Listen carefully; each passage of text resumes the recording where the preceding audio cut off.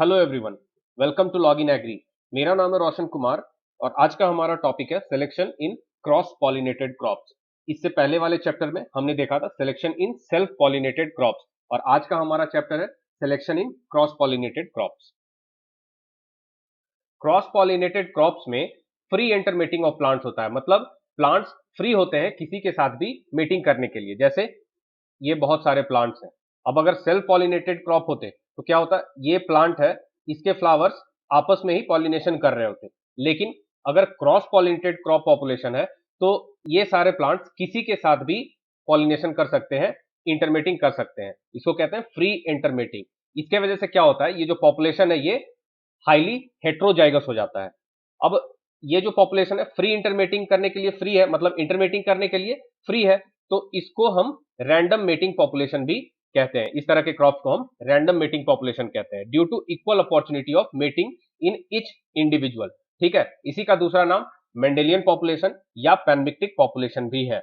अब इसका जो जेनेटिक मेकअप है, जेनेटिक मेकअप को समझने के लिए, इस पॉपुलेशन के जेनेटिक मेकअप को समझने के लिए हमें पॉपुलेशन जेनेटिक्स की समझ होनी चाहिए। और पॉपुलेशन जेनेटिक्स का जो सबसे फंडामेंटल, जो सबसे बेसिक लॉ है, जो हमें जेनेटिक मेकअप के को स्टडी करने में जो हमें हेल्प करता है, वो है हार्डी विनबर्ग लॉ।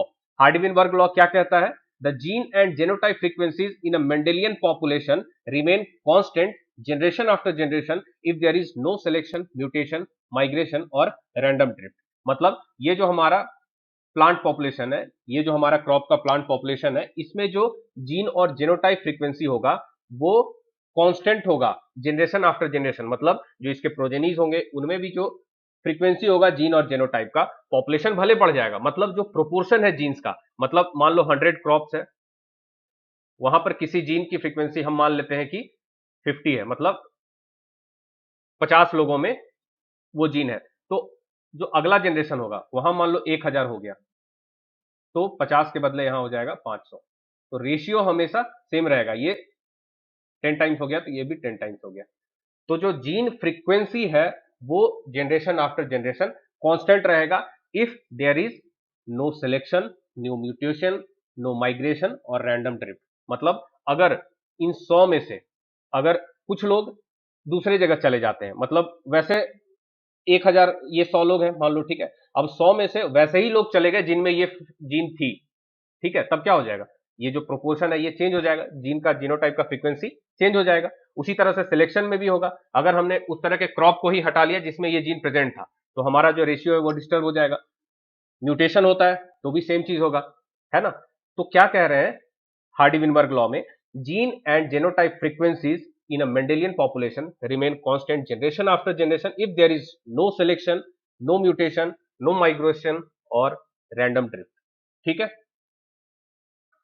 नेक्स्ट है जेनोटाइपिक फ्रीक्वेंसी एंड जीन फ्रीक्वेंसी। मान लो एक हमारे पास जीन है ए, इसके दो एलील्स हैं, कैपिटल ए, स्मॉल ए। अब जीन फ्रीक्वेंसी क्या हो जाएगा, proportion of an allele capital A or small A in the population.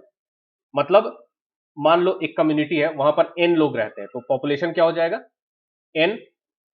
अब ये सारे लोग हैं, इनके जो गैमेट्स होंगे उसमें या तो कैपिटल ए होगा या स्मॉल ए होगा एक बार में, है ना। तो हम मान लेते हैं कि वैसे लोग जिनके गैमेट्स में कैपिटल ए है उनकी संख्या कितनी है, एक्स। और वैसे लोग जिनके गैमेट्स में स्मॉल ए है उनकी संख्या कितनी है, वाई। तो gene frequency of capital A क्या हो जाएगा, x upon N. Small A की जीन फ्रीक्वेंसी क्या हो जाएगी, वाई अपॉन एन। ठीक है, यहां पर x प्लस वाई क्या होगा, x प्लस वाई एन हो जाएगा। मतलब x लोग हैं, n में से ही है ना, n में से x लोग हैं जिनके पास कैपिटल ए है और y जिनके पास स्मॉल ए है। अब कैपिटल ए स्मॉल ए दोनों में से कोई एक तो होगा ही, तो x plus Y is equal to N हो जाएगा। ठीक है, अब यहां पर क्या बोल रहा है, मान लेते हैं कि a की फ्रीक्वेंसी p है, p is the gene frequency of a, मतलब x अपॉन एन को यहां पर लिख दिया p, and q is the gene frequency of small A. Small A की जीन फ्रीक्वेंसी यहां कितनी थी, y अपॉन एन, इसको यहां पर लिख दिया q।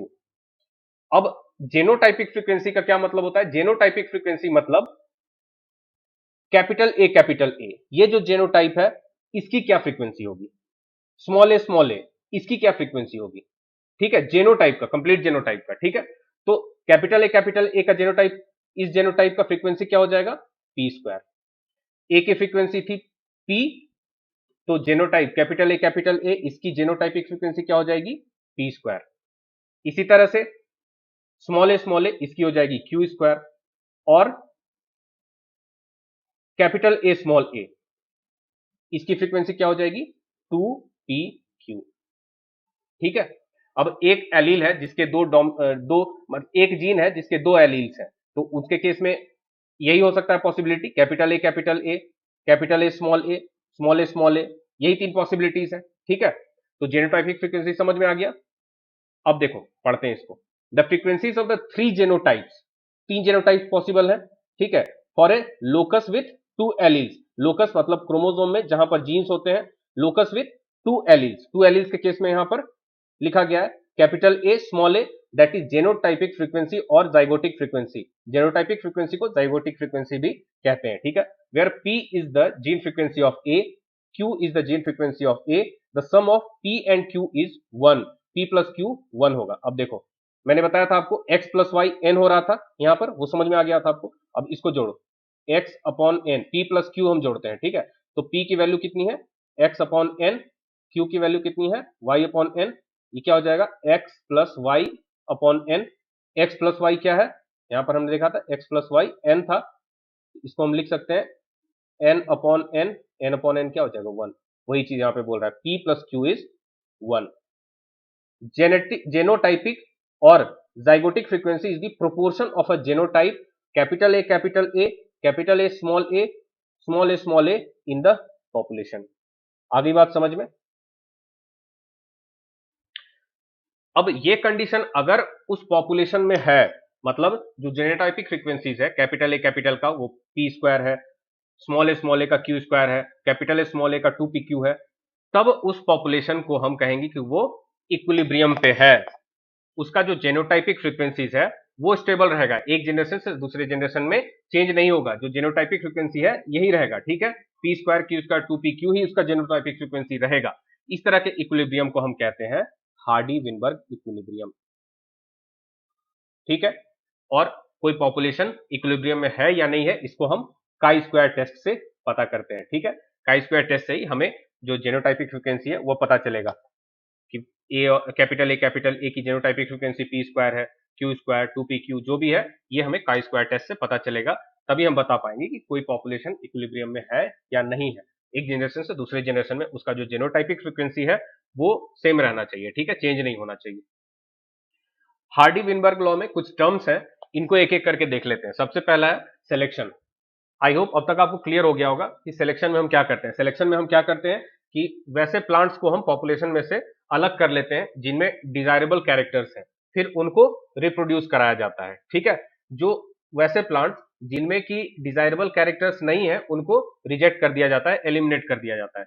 तो differential reproduction of genotypes is known as selection. मतलब डिफरेंशियल रिप्रोडक्शन कर रहे हैं, सबको हम रिप्रोड्यूस नहीं करा रहे हैं, है ना, सिर्फ वैसे प्लांट्स को रिप्रोड्यूस करा रहे हैं जिनमें की डिजायरेबल कैरेक्टर्स है। Selection allows the selected genotypes to reproduce while undesirable genotypes are eliminated.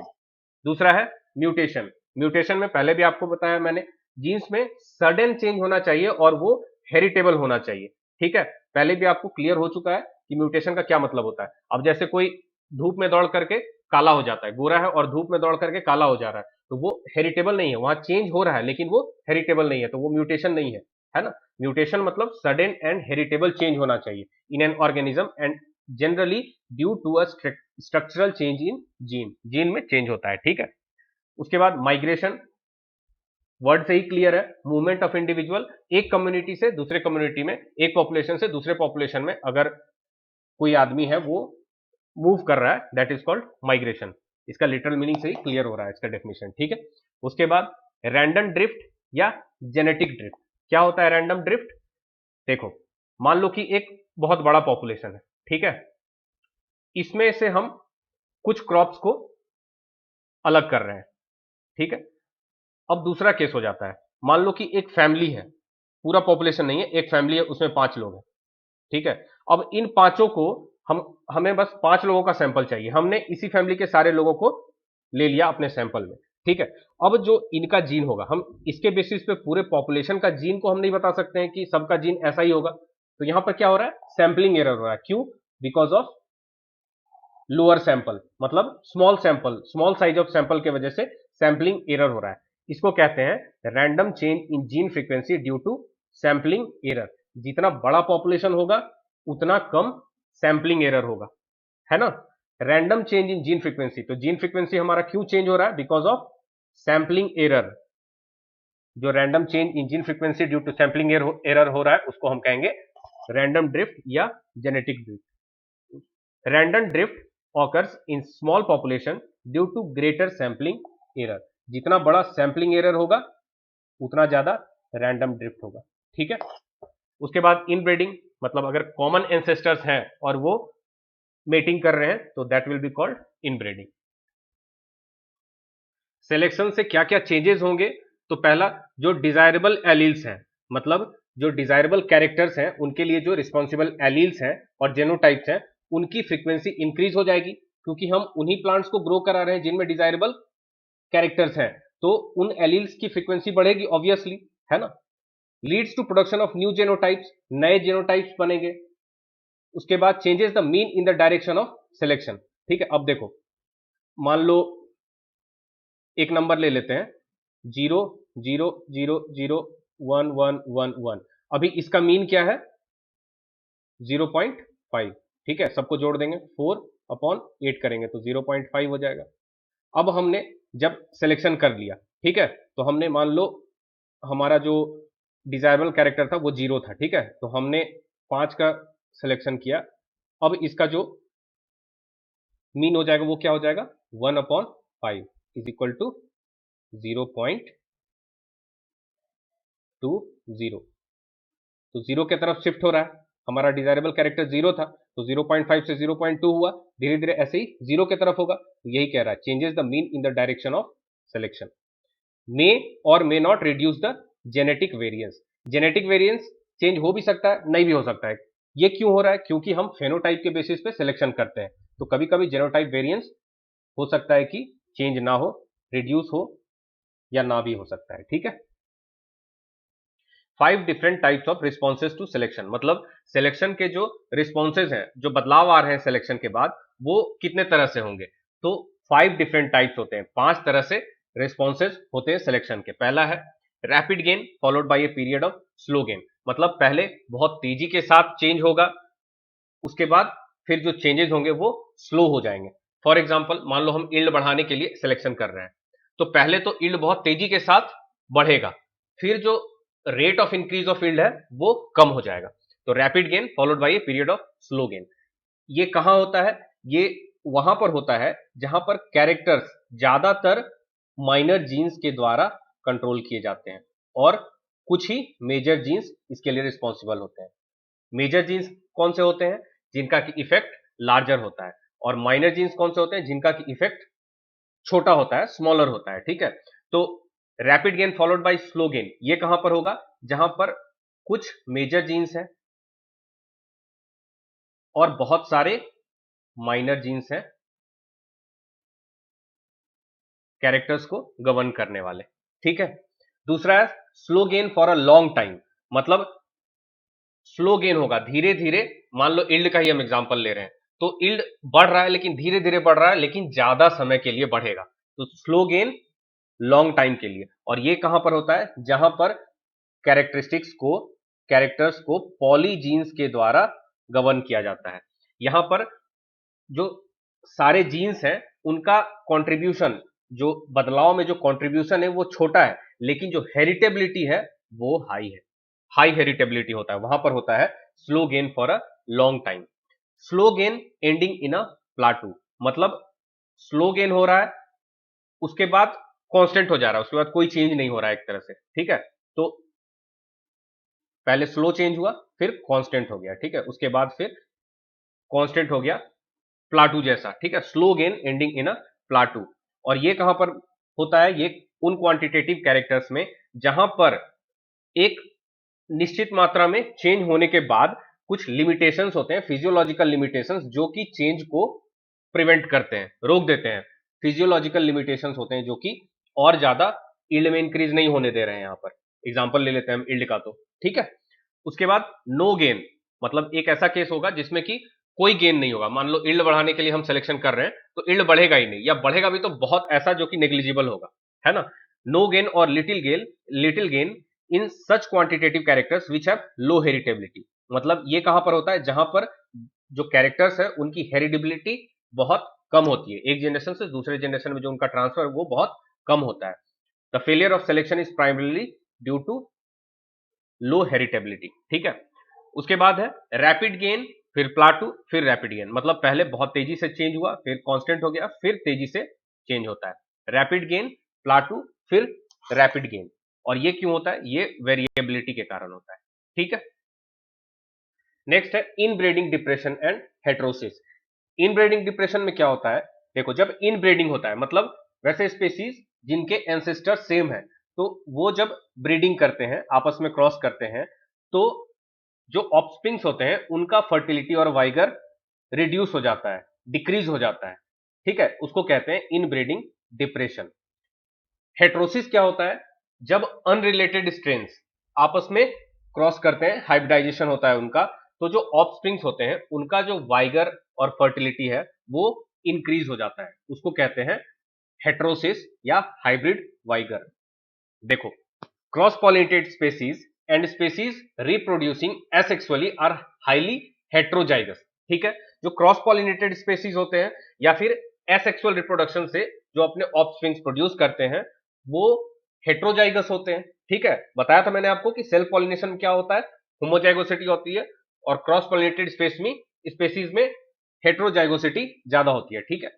Due to inbreeding such species generally show severe reduction in fertility and vigour. अगर उनमें इनब्रीडिंग होता है तो उनका जो फर्टिलिटी और वाइगर है वो बहुत तेजी से रिड्यूस होता है, this is called inbreeding depression, ठीक है।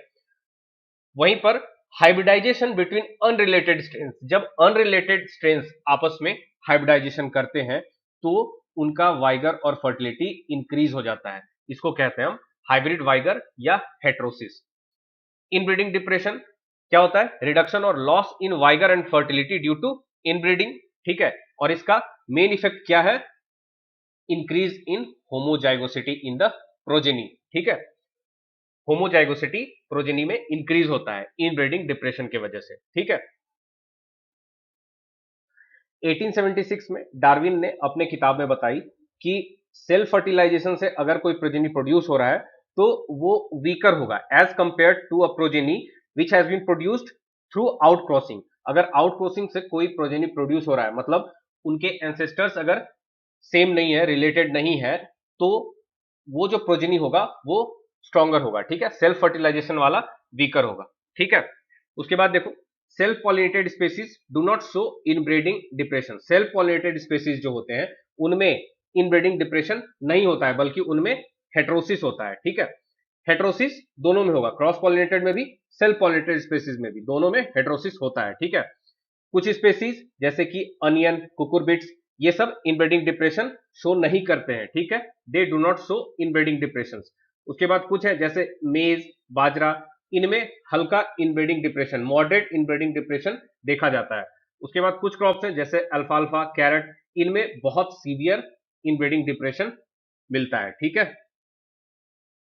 इनब्रीडिंग के क्या क्या इफेक्ट्स हैं, वाइगर रिड्यूस हो जाएगा, रिप्रोडक्टिव एबिलिटी रिड्यूस हो जाएगा, होमोजाइगोसिटी इंक्रीज हो जाएगी, यील्ड रिड्यूस हो जाएगा, ठीक है। उसके बाद कुछ नए लीथल एंड सब लीथल एलील्स अपीयर हो जाएंगे। उसके बाद separation of population in distinct lines, ठीक है।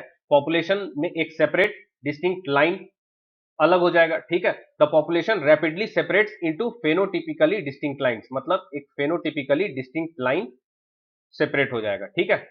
उसके बाद इनब्रेड लाइंस क्या होता है, तो जब इनब्रेडिंग 7-8 जनरेशन तक कंटिन्यू किया जाता है तब जो लाइन होता है वो 99% से भी ज्यादा होमोजाइगस हो जाता है, ठीक है। और उसको हम इनब्रेड लाइंस कहते हैं। उनकी होमोजाइगोसिटी कैसे मेंटेन की जाती है, तो उनमें क्लोज इनब्रीडिंग करा करके उनकी होमोजाइगोसिटी को, उस लाइन को मेंटेन किया जाता है, ठीक है। इस तरह के लाइन को कहते हैं हम इनब्रेड लाइंस। ठीक है, नेक्स्ट है हेट्रोसिस। हेट्रोसिस में क्या होता है? Heterosis is the superiority of F1 hybrid over both the parents, मतलब प्रोजेनी की सुपीरियरिटी होती है दोनों पेरेंट्स के कंपैरिजन में। ठीक है, एक एग्जांपल देखो, जैसे यहां पर ए ले लिया हमने और एक दूसरा है बी, इन दोनों का क्रॉस कराया और इनका प्रोजेनी हो गया पी। ठीक है, ये हो जाएगा हमारा F1 जनरेशन। ठीक है, अब ए की ईल्ड मान लो 5 केजी थी, ठीक है, बी की 7 केजी। अब F1 की दोनों के कंपैरिजन में सुपीरियरिटी होनी चाहिए, मतलब इसकी मान लो 10 केजी हो गई। This is called heterosis. Heterosis is the superiority of F1 hybrid over both the parents in terms of yield और सम अदर कैरेक्टर। ठीक है, ये ईल्ड भी हो सकता है या कोई दूसरे कैरेक्टर में भी सुपीरियरिटी हो सकती है, इसको हम कहेंगे हेट्रोसिस। सबसे पहले 1914 में शूल नाम के साइंटिस्ट थे, उन्होंने हेट्रोसिस टर्म दिया था। Often the superiority of F1 is estimated over the average of the two parents or the mid parent। मतलब कई बार जो सुपीरियरिटी हम जब कंपेयर करते हैं तो ये हम मिड पेरेंट से कंपेयर करते हैं। मिड पेरेंट क्या होता है? इन दोनों का एवरेज, मतलब 5 और 7 का एवरेज क्या हो जाएगा? 7 5 12, 2 से डिवाइड करेंगे 6, मतलब जो बीच का हो जाएगा यहाँ पे 6। ठीक है, तो अगर जो P है, प्रोजिनी है, अगर इससे ज्यादा हुआ, मतलब 6.5 मान लेते हैं, ठीक है, 6.5 होता है, ठीक है, तो भी ये हम इसको कहेंगे कि ये सुपीरियर है, मतलब मिड पेरेंट से सुपीरियर है, एवरेज ऑफ टू पेरेंट से सुपीरियर है। इस केस को हम क्या कहते हैं? एवरेज हेट्रोसिस और सिंपली हेट्रोसिस। ठीक है, if the hybrid is superior to the mid parent it is known as average heterosis और सिंपली हेट्रोसिस। लेकिन एवरेज हेट्रोसिस का कोई यूज है? बताओ, मैं इसको क्यों यूज करूंगा? बी को ही यूज कर लूं, बी का ऑलरेडी 7 केजी अगर इल्ड है तो मैं बी को यूज कर लूंगा, पी को क्यों यूज करूंगा? 6.5 इल्ड है इसका। ठीक है, तो इसका कोई यूज नहीं है। Average heterosis is of little or no use for the plant breeder. More generally heterosis is estimated over the superior parent. तो मतलब हमारे लिए काम की बात क्या होगी कि हम जो इल्ड है इसको सुपीरियर पेरेंट से कंपेयर करें, मतलब पी की इल्ड अगर बी से ज्यादा है तभी ये हमारे किसी काम का है। ठीक है, तभी हम पी को यूज करेंगे, अदरवाइज जो सुपीरियर पेरेंट होगा उसी को यूज करते रहेंगे। तो heterosis is estimated over the superior parent. Such estimate is sometimes known as heterobeltiosis. Heterobeltiosis. ठीक है, अगर सुपीरियर पेरेंट से हम कंपेयर कर रहे हैं तो इसको कहेंगे हेट्रोबेल्टियोसिस। In many cases, the superior parent of the hybrid is likely to be inferior to the best commercial variety। कई बार क्या होता है, जो सुपीरियर पेरेंट है इसका जो इल्ड है वो जो मार्केट में जो कमर्शियली अवेलेबल बेस्ट क्वालिटी है, बेस्ट वेराइटी है, उसके कंपैरिजन में कम होता है। मान लो मेरे पास एक दूसरी वेराइटी है, उसको मैं मान लेता हूं जेड। ठीक है, इसकी वेराइटी मान लो 15 है। ठीक है, तो in such cases heterosis is only estimated in relation to the best commercial variety. तब हम जो हेट्रोसिस है उसको हम जेड से कंपेयर करेंगे, पी के जो इल्ड है उसको जेड से कंपेयर करेंगे। क्यों? क्योंकि मेरे पास high yielding variety already present है। तब इसका अगर 10 आ रहा है, पी की अगर इल्ड 10 आ रही है तो हमारे लिए किस काम का है ये पी? ऑलरेडी मेरे पास जेड अवेलेबल है जिसकी इल्ड 15 है, तो हम हमारे किसी काम का नहीं अगर 10 आ रहा है। तो पी की अगर इल्ड मान लो 20 आ जाती है, हेट्रोसिस हो रहा है और पी की इल्ड 20 आ जाती है, तब ये हमारे किसी काम का होगा। ठीक है, तो कई बार हम जो पी की इल्ड है वो सुपीरियर पेरेंट से नहीं कंपेयर करके जो बेस्ट कमर्शियली अवेलेबल वेराइटी होती है उससे, उसके रिलेशन में हम हेट्रोसिस को एस्टिमेट करते हैं। इस तरह के हेट्रोसिस को हम क्या कहते हैं? Economic or useful heterosis. ठीक है, economic or useful heterosis. This estimate is known as economic or useful heterosis. Hybrid vigour heterosis का ही दूसरा नाम है। ठीक है, लेकिन क्या होता है, hybrid vigour describes only superiority of the hybrids over the parents. ठीक है, हाइब्रिड वाइगर है ये पेरेंट्स से बस सुपीरियरिटी दिखाता है, लेकिन जो हेट्रोसिस होता है वो उसमें इकोनॉमिक और यूजफुल हेट्रोसिस, मतलब दूसरे सिचुएशंस भी उसमें आ जाते हैं। ठीक है, समझ में आया? हाइब्रिड वाइगर सिर्फ इतने तक में हो रहा है। ठीक है, इसको हम हाइब्रिड वाइगर कहेंगे। लेकिन अगर हेट्रोसिस हो रहा है तो ये भी इंक्लूड हो रहा है। ठीक है, आई बात समझ में? हाइब्रिड वाइगर में सिर्फ पेरेंट्स को कंसीडर करते हैं, लेकिन हेट्रोसिस में हम सबके साथ कंपेयर करते हैं। ठीक है, when F1 hybrid is inferior to parents, लेकिन अब एक और केस ले लो, मान लो जो P है उसकी यील्ड मान लो 2 आ जाती है। ठीक है, तो क्या हो गया, inferior to both the parents, जो लोअर पेरेंट है उससे भी इंफीरियर हो गया, then it may be called hybrid vigour in negative direction. Hybrid vigour in negative direction हम इसको कहेंगे। इसका एक एग्जांपल है, F1 hybrids in tomato are earlier than parents. ठीक है, टोमेटो में ये होता है निगेटिव निगेटिव हेट्रोसिस। ठीक है, हाइब्रिड वाइगर सबसे पहले रिपोर्ट किया गया था आर्टिफिशियल टोबैको में, कोएल रियूटर नाम के साइंटिस्ट थे उनके द्वारा। उसके बाद डार्विन ने 1876 में यह बताया था कि अनरिलेटेड प्लांट्स में जो हाइब्रिड्स होते हैं वो हाईली वाइगर होते हैं। ठीक है, उसके बाद मेज में सबसे ज्यादा स्टडी किया गया है हेट्रोसिस का, इनब्रीडिंग डिप्रेशन का। उसके बाद पावर नाम के साइंटिस्ट हुए, इन्होंने 1944 में बताया कि heterosis should be used only when the hybrid is either superior or inferior to both the parents. ठीक है, अगर दोनों पेरेंट से या तो इंफीरियर है या सुपीरियर है, उस केस में हम उस केस को कहेंगे हेट्रोसिस। दूसरे सिचुएशंस को हमें पार्शियल या कंप्लीट डोमिनेंस कहना चाहिए। ठीक है, उसके बाद सेल्फ पॉलिनेटेड स्पेसीज में जो हेट्रोसिस का मैग्नीट्यूड होता है वो स्मॉलर होता है as compare to cross pollinated species. ठीक है, क्रॉस पॉलिनेटेड स्पेसीज में हेट्रोसिस का मैग्नीट्यूड ज्यादा होगा। ठीक है, सबसे बड़ा जो ड्रॉबैक होता है सेल्फ पॉलिनेटेड स्पेसीज में कि जो हाइब्रिड सीड्स प्रोड्यूस हो रहे हैं, मतलब जैसे ए क्रॉस बी कर रहे हैं, ठीक है, जो प्रोजेनी प्रोड्यूस हो रहा था F1 जनरेशन में, ठीक है, मान लो इसका 5 था, इसका 7 था, इसका 10 हो रहा था। अब इसका यील्ड तो ज्यादा है, ठीक है, लेकिन इसकी जो क्वांटिटी है, द नंबर ऑफ सीड्स, वो बहुत कम होता है सेल्फ पॉलिनेटेड क्रॉप्स में। ठीक है, टोमेटो का एक केस है जिसमें कि क्या होता है, बहुत ज्यादा सीड्स प्रोड्यूस होते हैं, इसलिए वहां पर कमर्शियली हाइब्रिड वेराइटीज को यूज किया जाता है। Hybrid varieties are commercially used in tomato because a single fruit produces a large number of seeds. Next है लग्जरियंस। लग्जरियंस भी हेट्रोसिस जैसा ही होता है। जैसे हमने क्या एग्जांपल लिया था, ए क्रॉस बी, इसका 5 था, इसका 7 था, और जो प्रोजेनी प्रोड्यूस हुआ था इसका क्या था, 10 yield.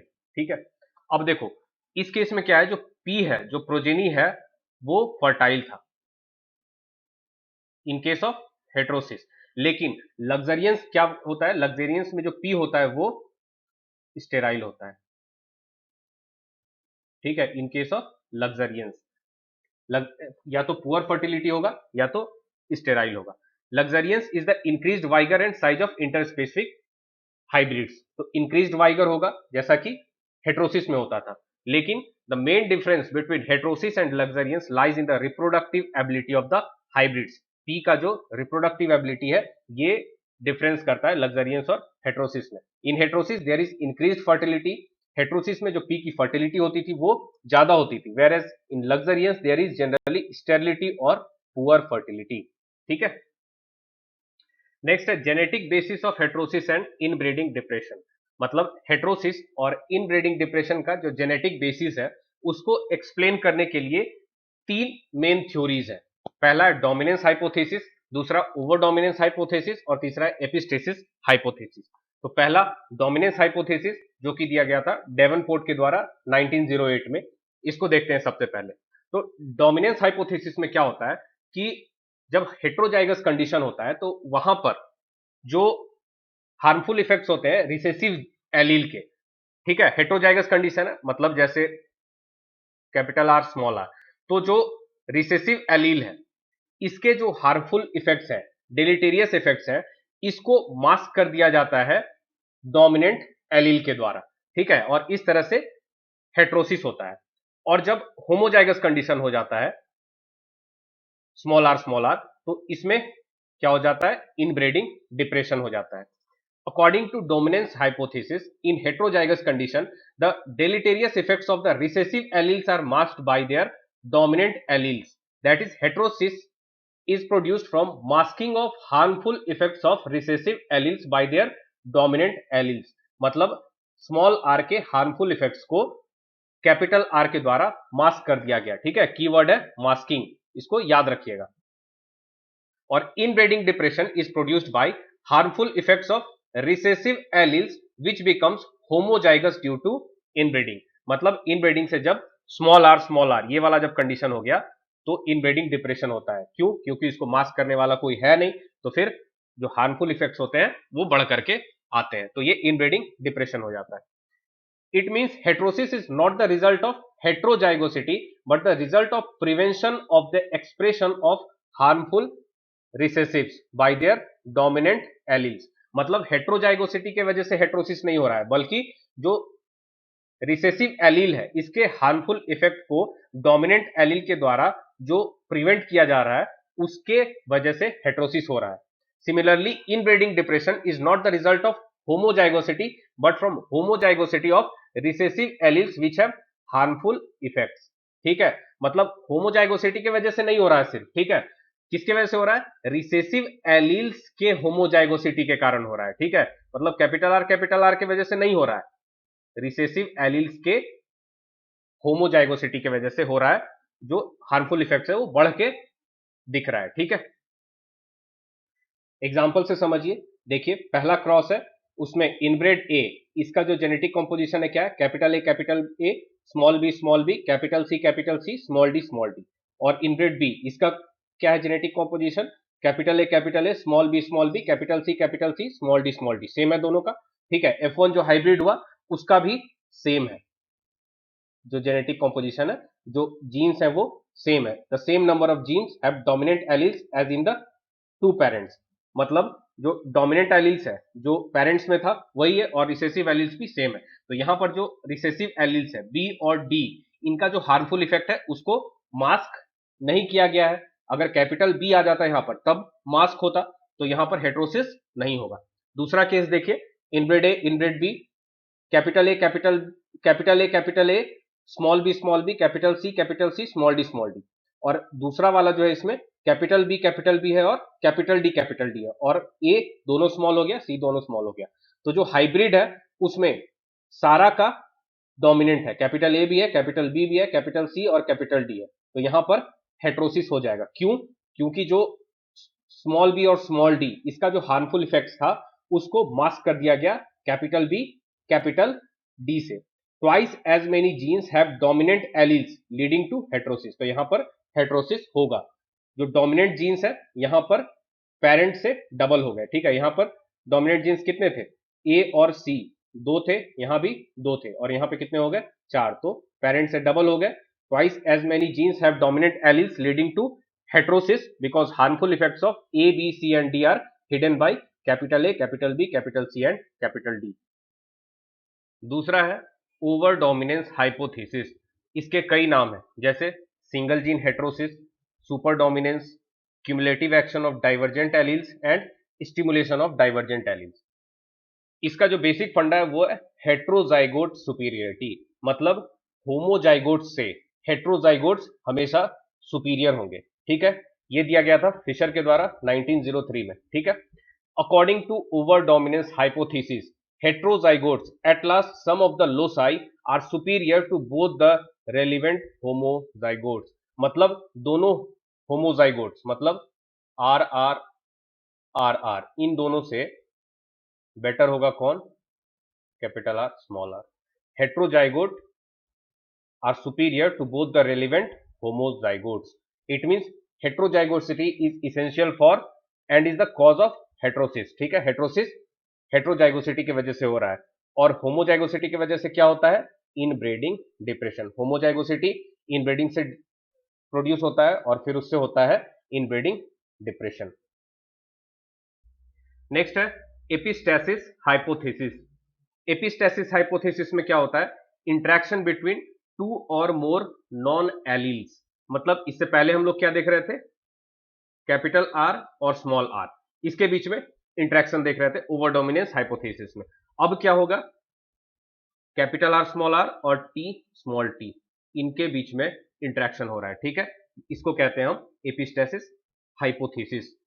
Epistasis is the interaction between two or more non-alleles, that is different alleles, whereas overdominance is the interaction between two alleles. आ गई बात समझ में? 1952 में गोवेन नाम के साइंटिस्ट हुए थे, उन्होंने ये एपिस्टेसिस हाइपोथेसिस सजेस्ट किया था, ठीक है। उन्होंने कहा था influence of one locus on the expression of another may be involve in heterosis, ठीक है। मतलब एक लोकस जहां पर एक जीन है जो कि दूसरे लोकस पे जो दूसरा जीन अपने आप को एक्सप्रेस कर रहा है उसको इन्फ्लुएंस कर सकता है पहला वाला लोकस, ठीक है। तो इसको एपिस्टेसिस हाइपोथेसिस कहेंगे। In many cases, the effect of a single homozygous successive allele is epistatic to almost the whole genetic makeup of an inbred. तो कई बार क्या होता है कि जैसे यहां पर हम क्या देख रहे हैं कि एक जीन है, इसका जो एक्सप्रेशन है वो इस पर डिपेंड कर रहा है, कभी कभी पूरे जेनेटिक मेकअप पर डिपेंड करता है, ठीक है। होमोजाइगस सक्सेसिव एलील है, उसका जो एक्सप्रेशन है वो पूरे जेनेटिक मेकअप पर डिपेंड करेगा, ठीक है। तो वो बहुत हाई लेवल का एपिस्टेसिस हाइपोथेसिस हो जाएगा, ठीक है। When the effects of such an allele are marked by its dominant allele, the effects on heterosis are usually dramatic. Overdominance is true only in few cases. Overdominance कुछ ही cases में होता है। उसके बाद जो एपिस्टेसिस होता है वो भी बहुत कम होता है, लेस अकरिंग होता है। सबसे ज्यादा कौन सा होता है? डोमिनेंस थ्योरी, ठीक है। नेक्स्ट टॉपिक है हाइब्रिडाइजेशन, वेरी इंपॉर्टेंट टॉपिक। क्या होता है hybridization? Crossing of two plants of dissimilar genotype. The keyword is dissimilar genotype. देखिए यहां पर जैसे हम कैपिटल आर को स्मॉल आर डिसिमिलर जेनोटाइप के साथ अगर क्रॉस करा रहे हैं, दिस इज कॉल्ड हाइब्रिडाइजेशन, ठीक है। हाइब्रिडाइजेशन, द मेटिंग और क्रॉसिंग ऑफ टू प्लांट्स और lines of dissimilar genotype is known as hybridization. कैसे करते हैं? तो ये देखिए, ये मान लीजिए हमारा स्टिग्मा है, ठीक है। इसको मेल पेरेंट का जो एंथर होता है, ठीक है, जिससे हम हाइब्रिडाइजेशन करा रहे हैं उससे पूरी तरह से कवर कर देते हैं। तो इससे क्या होता है, एक तो सेल्फ पॉलिनेशन नहीं होगा और दूसरा जो थोड़ा बहुत क्रॉस पॉलिनेशन का जो चांस था दूसरे फ्लावर से वो भी खत्म हो जाता है। हमें सिर्फ जो हमारा जो हाइब्रिडाइजेशन वाला जो प्लांट है, जो मेल पेरेंट है, उसके साथ ही क्रॉस कराना है, तो उससे ही होना चाहिए यहाँ पर फर्टिलाइजेशन। ना ही सेल्फ पॉलिनेशन होना चाहिए, ना ही दूसरे किसी प्लांट से क्रॉस पॉलिनेशन होना चाहिए। तो इस तरह से इसको कवर कर देते हैं, तो हमारा सेल्फ पॉलिनेशन भी नहीं होता है और क्रॉस पॉलिनेशन भी नहीं होता है, ठीक है।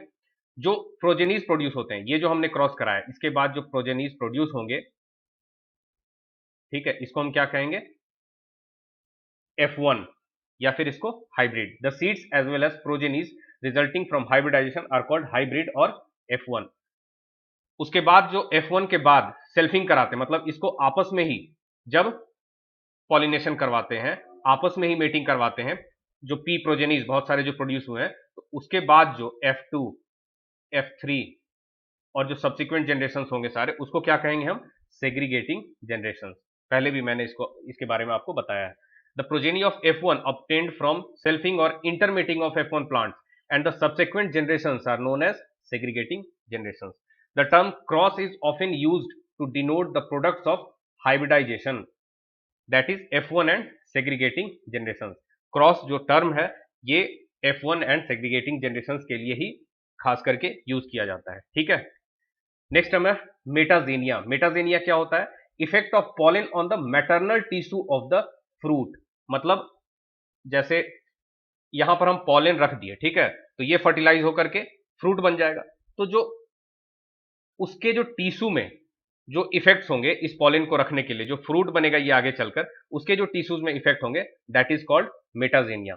Effect of pollen on the maternal tissue of the fruit, that is the pollination effect on the same generation, is called metaxenia, ठीक है। सेम जनरेशन में जो पॉलिनेशन का इफेक्ट हो रहा है, मतलब ये जो स्टिग्मा है, ठीक है, यहां पर जब हमने पॉलन रख दिया तो ये फर्टिलाइज होगा, यहाँ जो ओव्यूल सब फर्टिलाइज होकर के ये फ्रूट बन जाएगा। तो इस फ्रूट में जो चेंजेस हो रहे हैं, इसके मैटरनल टिश्यूज में जो इफेक्ट हो रहा है पॉलन का, तो वो सेम ही जनरेशन का इफेक्ट हो गया, उसको हम कहेंगे metaxenia. Sex in plant were discovered by Camerarius 1694 में। सेक्स डिस्कवर किया गया था कि प्लांट्स में जो सेक्स होते हैं उनको डिस्कवर किया गया था कैमरेरियस के द्वारा, ठीक है। पहला हाइब्रिड थॉमस फेयरचाइल्ड के द्वारा प्रोड्यूस किया गया था 1717 में, जिसका नाम रखा था उन्होंने फेयर चाइल्ड्स म्यूल, और ये दो फ्लावर्स के बीच में क्रॉस था, स्वीट विलियम एंड कार्नेशन। यहाँ मैंने फोटो लगा दिया है, ये हमारा स्वीट विलियम और ये हमारा कार्नेशन। ठीक है, total hybridize today hybridization is the most common method of crop improvement. ठीक है, आज क्रॉप इंप्रूवमेंट के लिए सबसे ज्यादा यूज हाइब्रिडाइजेशन का होता है। ऑब्जेक्टिव क्या है हाइब्रिडाइजेशन का? तो सबसे मेन ऑब्जेक्टिव है जेनेटिक वेरिएशन क्रिएट करना। ठीक है, दूसरे एम्स क्या हो सकते हैं हाइब्रिडाइजेशन का? ट्रांसफर ऑफ वन और few qualitative characters, improvement of one और मोर क्वांटिटेटिव कैरेक्टर्स, और use of F1 as a hybrid variety. ठीक है, देखो यहां पर A क्रॉस B हमें मिल गया क्या? प्रोजेनी, इसको हम कहेंगे F1 जनरेशन। तो F1 को as a hybrid variety use करना हो तो हम हाइब्रिडाइजेशन करा रहे हैं। ठीक है, अगर कुछ कैरेक्टर हमें ट्रांसफर करना हो B से A में तो भी हम A को B के साथ क्रॉस कराएंगे। कुछ इंप्रूवमेंट करना हो, A में कुछ कैरेक्टर्स हैं इनका इंप्रूवमेंट करना है, ठीक है, तो भी हम B के साथ क्रॉस करा रहे हैं। ठीक है, अब देखो यहां पर एक क्वेश्चन है, क्वांटिटेटिव कैरेक्टर्स में इंप्रूवमेंट लिखा हुआ है और क्वालिटेटिव कैरेक्टर्स में ट्रांसफर लिखा हुआ है, ये क्यों? ये मैं आपको होमवर्क देता हूं, आप कमेंट बॉक्स में लिखकर बताएंगे, सोचेंगे और कमेंट बॉक्स में लिखकर बताएंगे। ठीक है, नेक्स्ट है कॉम्बिनेशन ब्रीडिंग। क्या होता है कॉम्बिनेशन ब्रीडिंग?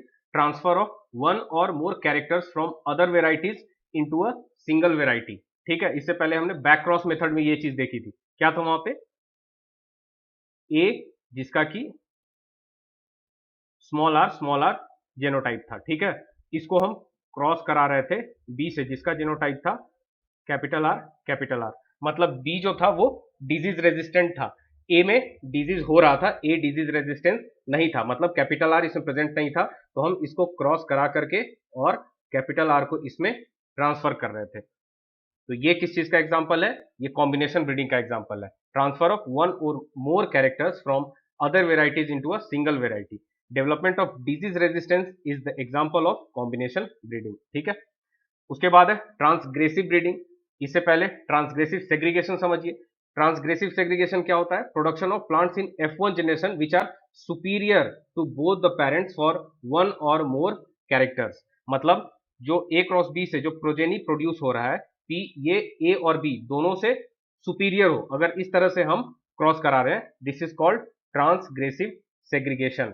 ठीक है, the breeding for improving yield, और इसमें ये चीज हम अगर ईल्ड के लिए करवा रहे हैं, ईल्ड को इंप्रूव करवाने के लिए कर रहे हैं, that is called transgressive breeding. Improving yield or its contributing characters through transgressive segregation is called transgressive breeding. Hybrid varieties नाम से ही क्लियर है। ठीक है, in most self pollinated crops F1 is more vigorous and higher yielding than the parents. Self pollinated crops में जो F1 होता है ये बोथ द पेरेंट से हायर यील्डिंग होता है। F1 is used directly as a variety. F1 को as a variety use किया जाता है डायरेक्टली, क्यों? क्योंकि A और B दोनों से जो P है उसका यील्ड ज्यादा होगा। ठीक है, टाइप्स ऑफ हाइब्रिडाइजेशन। तो on the basis of taxonomic relationships, मतलब दो पेरेंट्स उनमें क्या रिलेशनशिप है उसके बेसिस पर टू टाइप्स ऑफ हाइब्रिडाइजेशन होते हैं, इंटरवेराइटल एंड डिस्टेंट हाइब्रिडाइजेशन। देखो ए और बी दोनों का क्रॉस करा करके हमें क्या मिल रहा है? प्रोजेनी पी, मतलब F1 जनरेशन। ठीक है, तो ए और बी इनके बीच में क्या रिलेशन है उसके बेसिस पर दो टाइप्स हैं, intervarietal and distant hybridisation. Intervarietal मतलब नाम से ही क्लियर है, दो वेराइटी है उनके बीच में इंटर वेराइटी।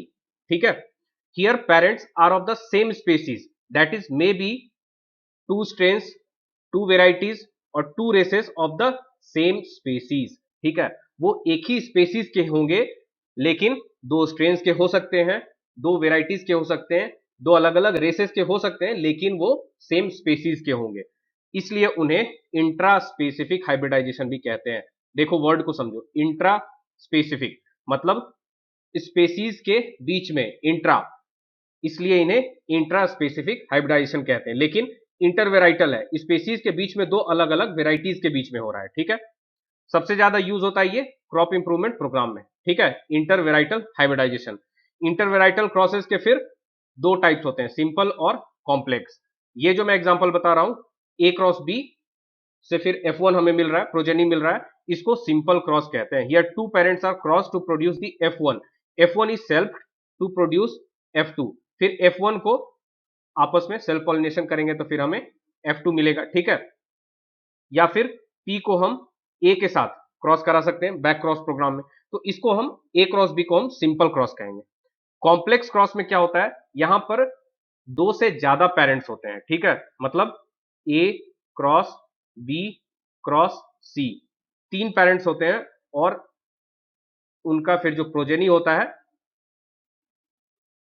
उनमें सबके जीन्स थोड़े थोड़े आ जाते हैं। ए का थोड़ा सा जीन्स आएगा, बी का थोड़ा जीन्स आएगा, सी का भी थोड़ा सा जीन्स आ जाएगा, ठीक है।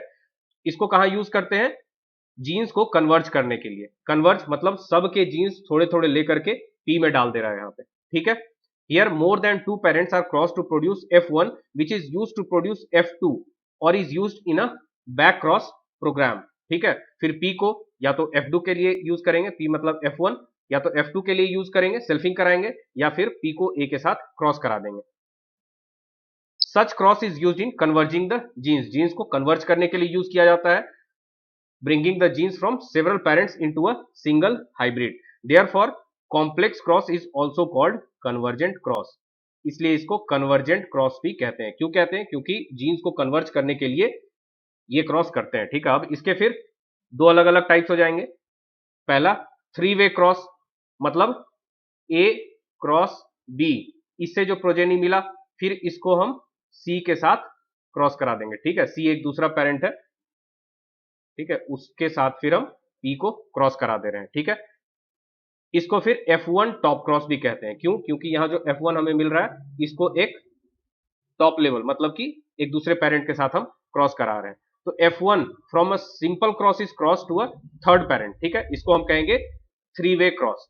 डबल क्रॉस क्या है, यहां पर देखो A क्रॉस B, इससे हमें मान लो P1 मिल गया, ठीक है। दूसरा है C क्रॉस D, इससे हमें P2 मिल गया। तो जब P1 और P2 इन दोनों का क्रॉस करा रहे हैं, this is called double cross. When F1s from two single crossed are mated together, ठीक है। दूसरा है डिस्टेंट हाइब्रिडाइजेशन, यहां पर दो अलग अलग स्पेसीज के बीच में क्रॉस होता है, ठीक है। अब ये सेम जीनस के भी हो सकते हैं और डिफरेंट जेनस के भी हो सकते हैं। जीनस का प्लूरल हो जाता है जेनेरा, ठीक है। तो सेम जीनस के भी हो सकते हैं या डिफरेंट जेनेरा के भी हो सकते हैं। देखो यहाँ पे स्पेसीज सबसे नीचे है टैक्सोनॉमिक क्लासिफिकेशन में, उसके ऊपर जीनस है। तो जब अलग अलग स्पेसीज के बीच में जब क्रॉस होता है तो उसको डिस्टेंट हाइब्रिडाइजेशन बोलते हैं। जीनस अगर सेम है तब उसको इंटर स्पेसिफिक क्रॉस बोलेंगे, और जब जीनस ही डिफरेंट हो जाता है तब उसको इंटर जेनेरिक क्रॉस कहते हैं, ठीक है। Inter specific cross means the cross between two different species of the same genus, genus same है लेकिन अलग अलग स्पेसीज है। इसका एग्जांपल है गॉसिपियम आर्बोरियम और गॉसिपियम हिरसुटम, ठीक है, फ्लावर्स है दोनों, इनका क्रॉस हो रहा है। इंटरजेनेरिक क्रॉस में the cross between two different genera, मतलब जीन्स ही अलग हो गया, ठीक है, मतलब फैमिली सेम होगा, जीन्स ही अलग हो गया। इसका बेस्ट एग्जांपल है ट्रिटिकम टर्गिडम और सिकेल सीरियल, ठीक है। ट्रिटिकल हेक्साप्लॉइड, इसका ये प्रोजेनी बन रहा है, ठीक है। Generally distant hybridisation is made to transfer one और few simply inherited characters like disease resistance to a crop species. तो एक या कुछ सिंपली इनहेरिटेड कैरेक्टर्स को ट्रांसफर करने के लिए डिस्टेंट हाइब्रिडाइजेशन का यूज किया जाता है, ठीक है। प्रोसीजर ऑफ हाइब्रिडाइजेशन की बात करें तो हाइब्रिडाइजेशन में 7 स्टेप्स इन्वॉल्व होते हैं। पहला है चॉइस ऑफ पेरेंट्स, मतलब हमें जो कैरेक्टर्स चाहिए हाइब्रिडाइजेशन में तो वो कैरेक्टर्स वाले पेरेंट्स को पहले चूज करना, ठीक है। फिर उनका इवेल्युएशन, पेरेंट्स का इवेल्युएशन मतलब वो कैरेक्टर्स जो पेरेंट्स हमने चूज किए उन पेरेंट्स में वो कैरेक्टर्स कितने मात्रा में है, ठीक है, तो इवेल्युएशन ऑफ पेरेंट्स करते हैं। फिर इमेस्कुलेशन, फिर बैगिंग, फिर टैगिंग, फिर पॉलिनेशन, फिर harvesting and storage of F1 seeds. तो पहले दो तो नाम से ही क्लियर हो रहे हैं, choice of parents and evaluation of parents. तीसरा है हमारा इमेस्कुलेशन। इमेस्कुलेशन का क्या मतलब हो गया, इमेस्कुलेशन में ई प्लस मैस्कुलेशन, ई मतलब रिमूवल, मैस्कुलेशन मतलब मैस्कुलिन पार्ट, ठीक है। मैस्कुलिन मतलब जो मेल पार्ट है, ठीक है, नाम से ही क्लियर हो रहा है, emasculation, removal of male part, masculine part. Male part कौन सा होता है? पॉलन ग्रेन्स, ठीक है। यहां जो पॉलन ग्रेन्स है ये एंथर के ऊपर है, इसको स्टेमन भी कहते हैं। तो एंथर को या फिर पॉलन ग्रेन्स को या फिर स्टेमन्स को, तीनों लिख सकते हैं, तीनों को डिस्ट्रॉय करना, ठीक है, रिमूव करना। स्टेमन को, एंथर को या पॉलन ग्रेन्स को डिस्ट्रॉय करना, रिमूव करना कहते हैं इमैस्कुलेशन। रिमूवल ऑफ स्टेमन्स और एंथर्स और killing the pollen grains of a flower without affecting the female reproductive organ is known as emasculation. Female reproductive organ को हम अफेक्ट नहीं करेंगे, सिर्फ जो मेल पार्ट है उसको रिमूव करेंगे, that is called emasculation. Purpose क्या है इमैस्कुलेशन का? To prevent self fertilization. देखो ये हमारा फ्लावर है, इसमें ये हमारा मान लो स्टिग्मा है, ठीक है, और ये एंथर है, इसके ऊपर पॉलिन ग्रेन्स है। अब हम क्या चाहते हैं कि जो पॉलिनेशन हो उसका जो मेल पेरेंट है वो हम चूज करेंगे, है ना। ये हमारा फीमेल पेरेंट हो गया, फीमेल पेरेंट। अब इसका जो फीमेल पार्ट है इसको हमें डिस्टर्ब नहीं करना है, लेकिन जो मेल पार्ट है उसको हम रिमूव कर देंगे, किल कर देंगे, डिस्ट्रॉय कर देंगे, है ना। क्यों? क्योंकि हम चाहते हैं कि ये जो स्टिग्मा है इसका जब फर्टिलाइजेशन हो तो उस मेल पेरेंट से हो जिसको हमने चूज किया है, जिसके कैरेक्टर्स हमने इवेल्युएट करके हम उसको चूज करके लाए हैं, है ना। तो यहां पर हमारा पर्पस क्या है? टू प्रिवेंट सेल्फ फर्टिलाइजेशन, मतलब हम इसको डिस्ट्रॉय कर देंगे और हम एक दूसरा प्लांट चूज कर रहे हैं, ठीक है, उसका जो पॉलिन ग्रेन्स है उससे हम इसको फर्टिलाइज कराएंगे, ठीक है। तो ये फीमेल पेरेंट है, मेल पेरेंट को हम चूज करेंगे, ठीक है। तो इसको डिस्ट्रॉय करना पड़ेगा, नहीं तो ये खुद को ही सेल्फ फर्टिलाइज कर लेगा। तो पर्पस ऑफ इमैस्कुलेशन क्या है? To prevent self fertilization in the flowers of the female parent.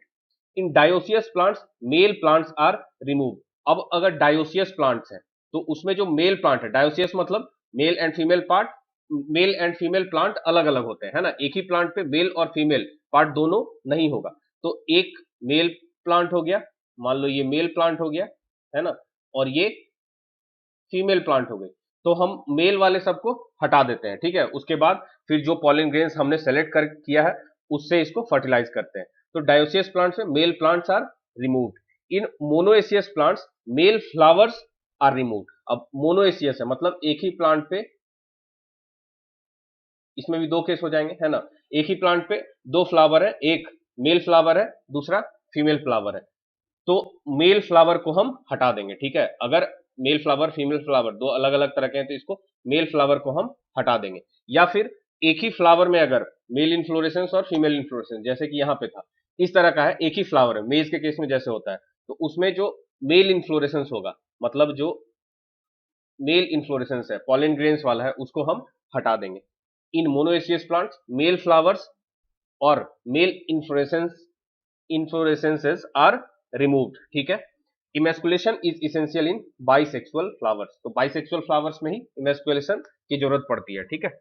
उसके बाद टेक्निक्स ऑफ इमैस्कुलेशन, कैसे कैसे हम करते हैं इमैस्कुलेशन। सबसे पहला है हैंड इमैस्कुलेशन, हम हाथ से ही एंथर्स को, स्टेमन को या फिर पॉलिन ग्रेन्स को डिस्ट्रॉय करते हैं। तो ये कब होता है? In the evening between 4 PM to 6 PM, शाम को 4 से 6 बजे के बीच करते हैं।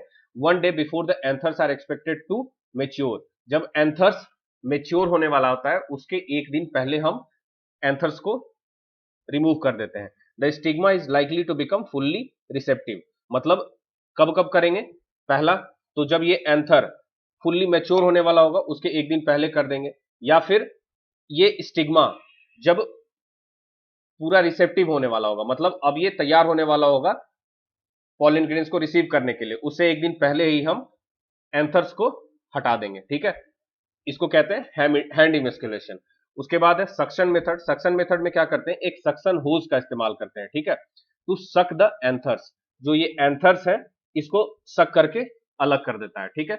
Useful in species with small flowers, जहां पर छोटे फ्लावर्स होते हैं, जहां पर हम हैंड इमैस्कुलेशन नहीं कर सकते हैं, वहां पर हम सक्शन मेथड करते हैं। Emasculation is done in the morning just before or immediately after opening of the flower, मतलब सुबह में या फिर जैसे ही फ्लावर ओपन होता है। क्योंकि छोटे फ्लावर है इसमें हैंड इमैस्कुलेशन नहीं कर सकते हैं, तो सक्शन होज का इस्तेमाल करके फिर हम सक्शन मेथड से एंथर्स को रिमूव करते हैं, ठीक है। डन इन द मॉर्निंग, सुबह सुबह में, just before or immediately after opening of the flower, ठीक है। नेक्स्ट है hot water emasculation. Hot water emasculation में क्या करते हैं, फ्लावर को गर्म पानी में 10 मिनट के लिए डुबो के रखते हैं। जैसे ज्वार के केस में फ्लावर को गर्म पानी में, पानी का टेम्परेचर होता है 42 to 48 degree Celsius, water temperature क्या होता है 42 टू 48 डिग्री सेल्सियस, 10 मिनट के लिए फ्लावर को गर्म पानी में डुबो करके रखते हैं। इससे क्या होता है, पॉलन ग्रेन्स मर जाते हैं, ठीक है, डिस्ट्रॉय हो जाते हैं पॉलन ग्रेन्स। राइस में वाटर का टेम्परेचर होता है 40 टू 44 डिग्री सेल्सियस और 10 मिनट के लिए डुबो करके रखते हैं हॉट वाटर में, ठीक है। इससे क्या होता है, पॉलन ग्रेन्स डिस्ट्रॉय हो जाता है। कब करते हैं ये, before anthers dehiscence and prior to opening of flowers, मतलब फ्लावर के ओपन होने से पहले, ठीक है, और जब एंथर मैच्योर होता है उससे पहले। उसके बाद है अल्कोहल ट्रीटमेंट, ठीक है, बहुत ही कॉमन मेथड ये नहीं है ना, रेयरली यूज होता है। स्वीट क्लोवर में होता है, इन्फ्लोरेसेंस को, जो फ्लावर होता है उसको 57% अल्कोहल में 10 सेकंड के लिए डुबो करके रखते हैं, ठीक है। इससे क्या होता है, पॉलन ग्रेन्स डिस्ट्रॉय हो जाता है। उसके बाद कोल्ड ट्रीटमेंट राइस में करते हैं, cold water treatment at 0 to 6 degree Celsius, ठीक है, मतलब इन्फ्लोरेसेंस को 0 से 6 डिग्री सेल्सियस टेम्परेचर वाले कोल्ड वाटर में हम डुबो करके रखते हैं, ठीक है, which kills the pollen grains, और इस तरह से पॉलन ग्रेन्स डिस्ट्रॉय हो जाता है विदाउट अफेक्टिंग जाइनोएसियम। जाइनोएसियम मतलब जो फीमेल पार्ट है फ्लावर का, ठीक है, उसको कह रहे हैं। तो फीमेल पार्ट में कोई असर नहीं पड़ता है और जो पॉलन ग्रेन्स है वो डिस्ट्रॉय हो जाता है।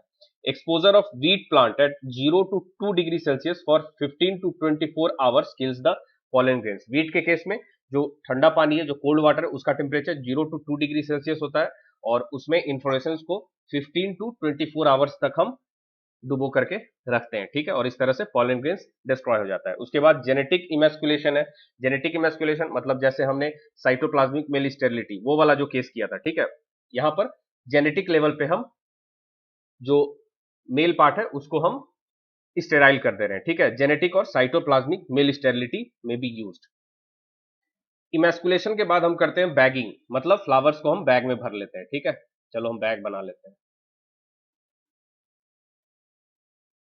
ये हो गया हमारा बैग, ठीक है, इसमें हमने फ्लावर्स भर दिए, ठीक है।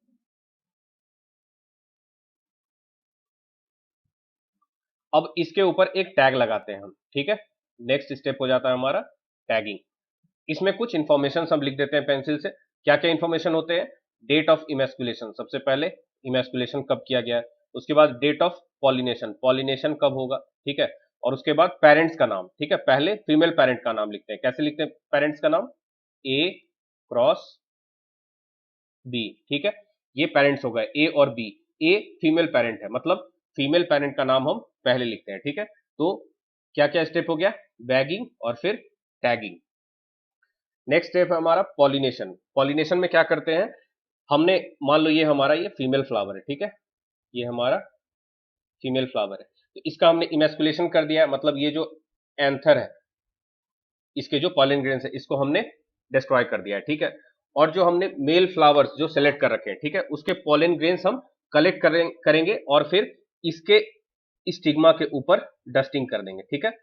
Collecting pollens from freshly dehisced anthers and dusting these pollens on the stigma of the emasculated flowers, ठीक है। तो हमने जो पॉलन ग्रेन्स, जो मेल पेरेंट जो सेलेक्ट कर रखे हैं उसके पॉलन ग्रेन्स को लेंगे, कलेक्ट करेंगे और यहां पर हमने डस्टिंग कर दिया, ठीक है। तो फिर इससे फर्टिलाइजेशन हो जाएगा। To bring about fertilisation, mature fertile and viable pollen, ठीक है, mature fertile and viable pollen should be placed on a receptive stigma. ये रिसेप्टिव स्टिग्मा है, इसके ऊपर हमने पॉलेंस रख दिए, ठीक है। The pollination procedure consist of collecting pollens from freshly dehisced anthers and dusting these pollens on the stigma of the emasculated flowers, ठीक है। Production of hybrid seed by hand pollination is commercially feasible in crops like tomato, brinjal, tobacco, ठीक है। अब इस तरह से हाथ से जब हम ये पॉलिनेशन करवाते हैं, हैंड पॉलिनेशन करवाते हैं हाइब्रिड प्रोडक्शन के लिए, तो ये हर जगह कमर्शियली फिजिबल नहीं होता है, ठीक है। लेकिन टोमेटो में, ब्रिंजल में, टोबैको में, यहां पर क्या होता है, टमाटर आपने देखा होगा कि एक सीड, मान लो एक फ्रूट है, ठीक है, तो इसमें बहुत सारे सीड्स होते हैं। तो यहां पर क्या होता है, बहुत सारे सीड्स हमें मिल जाते हैं, तो इसलिए यहां पर कमर्शियली फिजिबल है जो हैंड पॉलिनेशन कर रहे हैं हाइब्रिड प्रोडक्शन के लिए, तो टोमेटो में, ब्रिंजल में, टोबैको में यहाँ पर कमर्शियली फिजिबल होता है। कॉर्नरस्टोन्स ऑफ हाइब्रिडाइजेशन मतलब हाइब्रिडाइजेशन के मेन फीचर्स जिस पर हाइब्रिडाइजेशन डिपेंड करता है ना। तो सबसे पहले सेल्फ पॉलिनेशन से हमें बचाना है, इसके लिए हम क्या करते हैं, इमैस्कुलेशन करते हैं, मतलब जो मेल पेरेंट हमने सेलेक्ट किया है उसके साथ ही हमारा पॉलिनेशन होना चाहिए, ठीक है, सेल्फ पॉलिनेशन नहीं होना चाहिए। तो prevention of self pollination in the flowers of parent is achieved through emasculation of the flowers. उसके बाद फिर अनडिफाइंड सोर्सेज से पॉलिनेशन नहीं होना चाहिए, इसके लिए हम बैगिंग करते हैं फ्लावर्स का, मतलब जो मेल पेरेंट हमने सेलेक्ट किया है सिर्फ उसके साथ पॉलिनेशन होना चाहिए, सबसे मेन पॉइंट है ये, ठीक है। अनडिफाइंड सोर्सेज से पॉलिनेशन नहीं होना चाहिए। Prevention of pollination of the flowers of female parent by pollen from undefined sources is achieved through bagging of flowers. Bagging of flowers करते हैं हम, ठीक है, अनडिफाइंड सोर्सेज से पॉलिनेशन को प्रिवेंट करने के लिए। उसके बाद ensuring pollination by selected male parent, ठीक है, the keyword is selected male parent. तो पॉलिनेशन सेलेक्टेड मेल पेरेंट के थ्रू ही होना चाहिए। That is prevention of contamination of pollen used for pollination in a crop like maize is achieved through hand pollination, bagging of the male inflorescence, ठीक है। तो hand pollination से हम contamination से बचाते हैं, बैगिंग करते हैं मेल इन्फ्लोरेसेंस का, उससे क्या होता है, कंटेमिनेशन नहीं होता है। जो पॉलिन्स हमने सेलेक्ट कर रखे हैं, जो मेल जो गैमेट्स है, जो पॉलिन्स हमने सेलेक्ट कर रखे हैं पॉलिनेशन के लिए, सिर्फ उसी से पॉलिनेशन हो, तो इसके लिए हमें कंटेमिनेशन से बचाना होगा, तो इसके लिए हम बैगिंग करते हैं। और हैंड पॉलिनेशन होता है तो एकदम प्योर पॉलिनेशन होता है, कंटेमिनेशन नहीं होता है। नेक्स्ट है breeding methods commonly used in cross pollinated crops. तो पहला है पॉपुलेशन इंप्रूवमेंट, दूसरा है हाइब्रिड एंड सिंथेटिक वेराइटीज। तो क्रॉस पॉलिनेटेड क्रॉप्स में population improvement earliest breeding method है यूज होने वाला, ठीक है। अब क्रॉस पॉलिनेटेड क्रॉप्स में moderate to severe inbreeding depression होता है, इसलिए इनब्रीडिंग रोकना जरूरी है, मतलब मिनिमम से मिनिमम हो क्रॉस पॉलिनेटेड स्पेसीज में इनब्रीडिंग, ताकि इनब्रीडिंग डिप्रेशन को कम किया जा सके, ठीक है। अब क्रॉस पॉलिनेटेड स्पेसीज में जब पॉपुलेशन इंप्रूवमेंट करते हैं तो वहां पर इंडिविजुअल प्लांट का जेनोटाइप इंपॉर्टेंट नहीं होता है, वहां पर पूरे पॉपुलेशन में हम देखते हैं जो डिजायरेबल जीन्स है उसकी क्या फ्रीक्वेंसी है ना, उसके हिसाब से हम पूरे पॉपुलेशन का वैल्यू निकालते हैं। Value of population is determined by the frequency of desirable genes or alleles in the population as a whole. Population improvement को दो तरह से क्लासिफाई करते हैं, पहला विदाउट प्रोजेनी टेस्टिंग, जहां पर प्रोजेनी का टेस्टिंग नहीं करते हैं, सिलेक्शन हम फेनोटाइप के बेसिस पे करते हैं और प्रोजेनी का टेस्टिंग हम नहीं करते हैं जेनोटाइप के लिए, ठीक है। Plants are selected on the basis of their phenotype and no progeny testing is carried out, जैसे कि मास सिलेक्शन में करते हैं, ठीक है। दूसरा है विथ प्रोजेनी टेस्टिंग, मतलब यहां पर प्रोजेनी टेस्टिंग भी करते हैं, पहले फेनोटाइप के बेसिस पर हम सिलेक्शन कर लेते हैं, लेकिन बाद में प्रोजेनी का भी टेस्टिंग किया जाता है, ठीक है। ये कहां करते हैं, ईयर टू रो मेथड में, रिकरेंट सिलेक्शन में, ठीक है। तीनों को हम डिटेल से देखते हैं, mass selection, ear to row method या इसी को प्रोजेनी सिलेक्शन कहते हैं, और तीसरा रिकरेंट सिलेक्शन। पहला मास सिलेक्शन, तो जैसे हम सेल्फ पॉलिनेटेड के केस में मास सिलेक्शन करते थे, सेम वैसा ही यहाँ पर क्रॉस पॉलिनेटेड के केस में भी मास सिलेक्शन होता है, ठीक है। ओल्डेस्ट ब्रीडिंग मेथड है क्रॉस पॉलिनेटेड क्रॉप्स में पॉपुलेशन इंप्रूवमेंट के लिए मास सिलेक्शन, ठीक है। फेनोटाइप के बेसिस पर हम यहाँ पर कुछ प्लांट्स को सेलेक्ट कर लेते हैं, ठीक है, जिनका फेनोटाइप सुपीरियर होता है, मतलब जो हमें डिजायर्ड कैरेक्टर्स चाहिए वो जिन प्लांट्स में ज्यादा होता है, सुपीरियर होता है, उनको हम सेलेक्ट कर लेते हैं और उनमें जो ओपन पॉलिनेटेड सीड्स होते हैं उनको फिर हम ग्रो करने के लिए छोड़ देते हैं और इस तरह से हमें फिर नेक्स्ट जनरेशन मिल जाता है, ठीक है। इसमें कोई प्रोजेनी टेस्टिंग नहीं करते हैं। और यहाँ पर जो मास सिलेक्शन होता है वो मैटरनल पेरेंट के फेनोटाइप के बेसिस पर होता है, यहाँ पर हमें पॉलन मेल पेरेंट जो होता है उस पर कोई कंट्रोल नहीं होता है, ठीक है। दूसरा है प्रोजेनी सिलेक्शन। प्रोजेनी सिलेक्शन इसका सिंपलेस्ट फॉर्म है ईयर टू रो मेथड, ठीक है, ईयर टू रो मेथड मेज में सबसे ज्यादा यूज होता है, हॉपकिंस के द्वारा 1908 में डेवलप किया गया था। इसमें क्या करते हैं, 50 से 100 प्लांट्स को हम सेलेक्ट कर लेते हैं on the basis of their superior phenotypes, जो हमारा डिजायर्ड कैरेक्टर्स है, ठीक है, वो जिन प्लांट्स में सुपीरियर होगा उनको हम अलग कर लेंगे, सेलेक्ट कर लेंगे on the basis of their superior phenotypes plants are selected, ठीक है। उसके बाद उनको ओपन पॉलिनेट करने के लिए छोड़ देंगे। उसके बाद जब पॉलिनेशन हो जाएगा तो उन इंडिविजुअल प्लांट्स से हम सेपरेटली सीड्स को हार्वेस्ट कर लेंगे। मान लो ये बहुत सारे प्लांट्स हैं जिनको कि हमने छोड़ दिया ओपन पॉलिनेट करने के लिए, ठीक है। अब ये एक प्लांट हो गया, इसमें जितने सीड्स डेवलप होंगे उनको हम अलग कर लेंगे, एक बैग में मान लो हमने भर लिया। दूसरा वाला प्लांट है, इसके जो भी सीड्स होंगे दूसरे बैग में हमने भर लिया, ठीक है।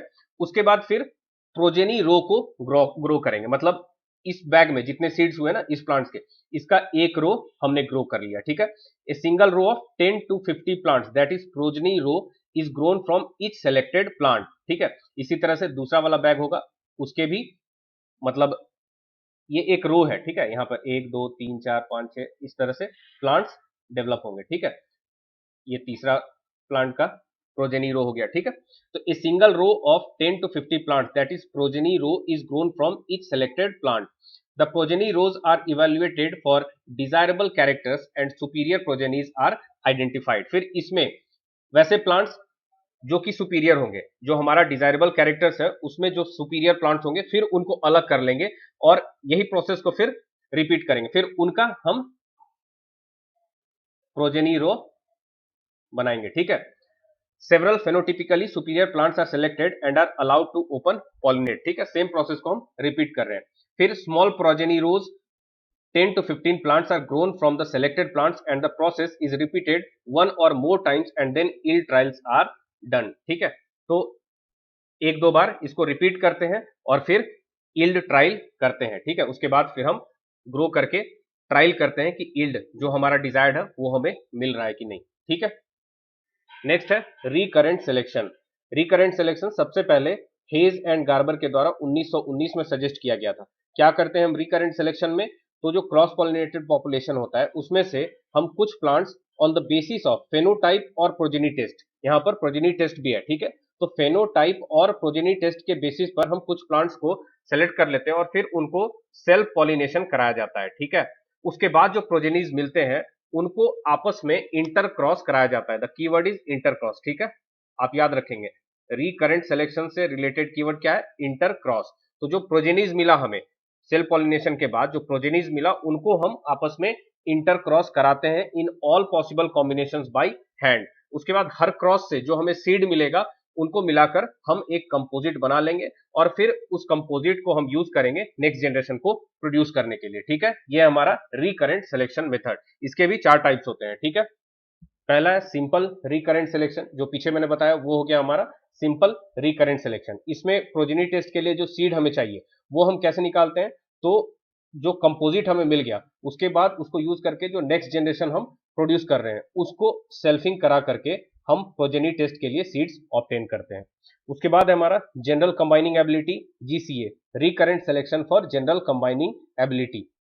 ये क्या होता है, average performance of a strain in a series of cross combinations. GCA क्या होता है, average performance of a strain in a series of cross combination. मतलब ये एक हमारा लाइन हो गया, इसको हम ए के साथ पहले क्रॉस कर दिए, फिर बी के साथ, फिर सी के साथ, फिर डी के साथ, तो बहुत सारे जो F1s मिलेंगे, ठीक है।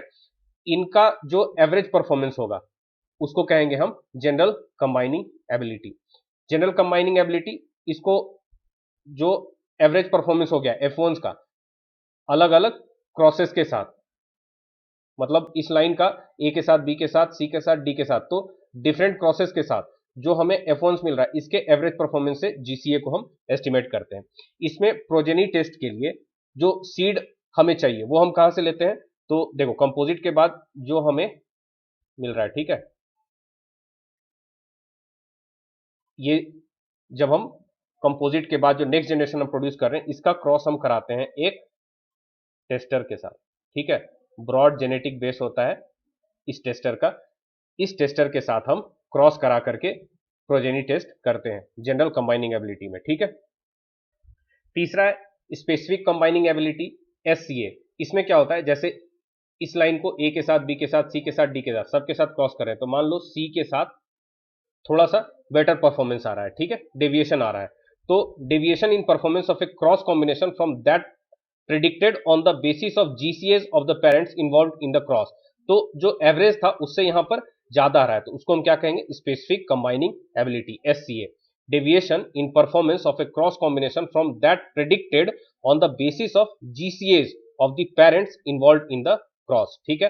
जो जीसीएस के बेसिस पे जो प्रेडिक्ट किया गया था उससे बेटर आ रहा है, ठीक है।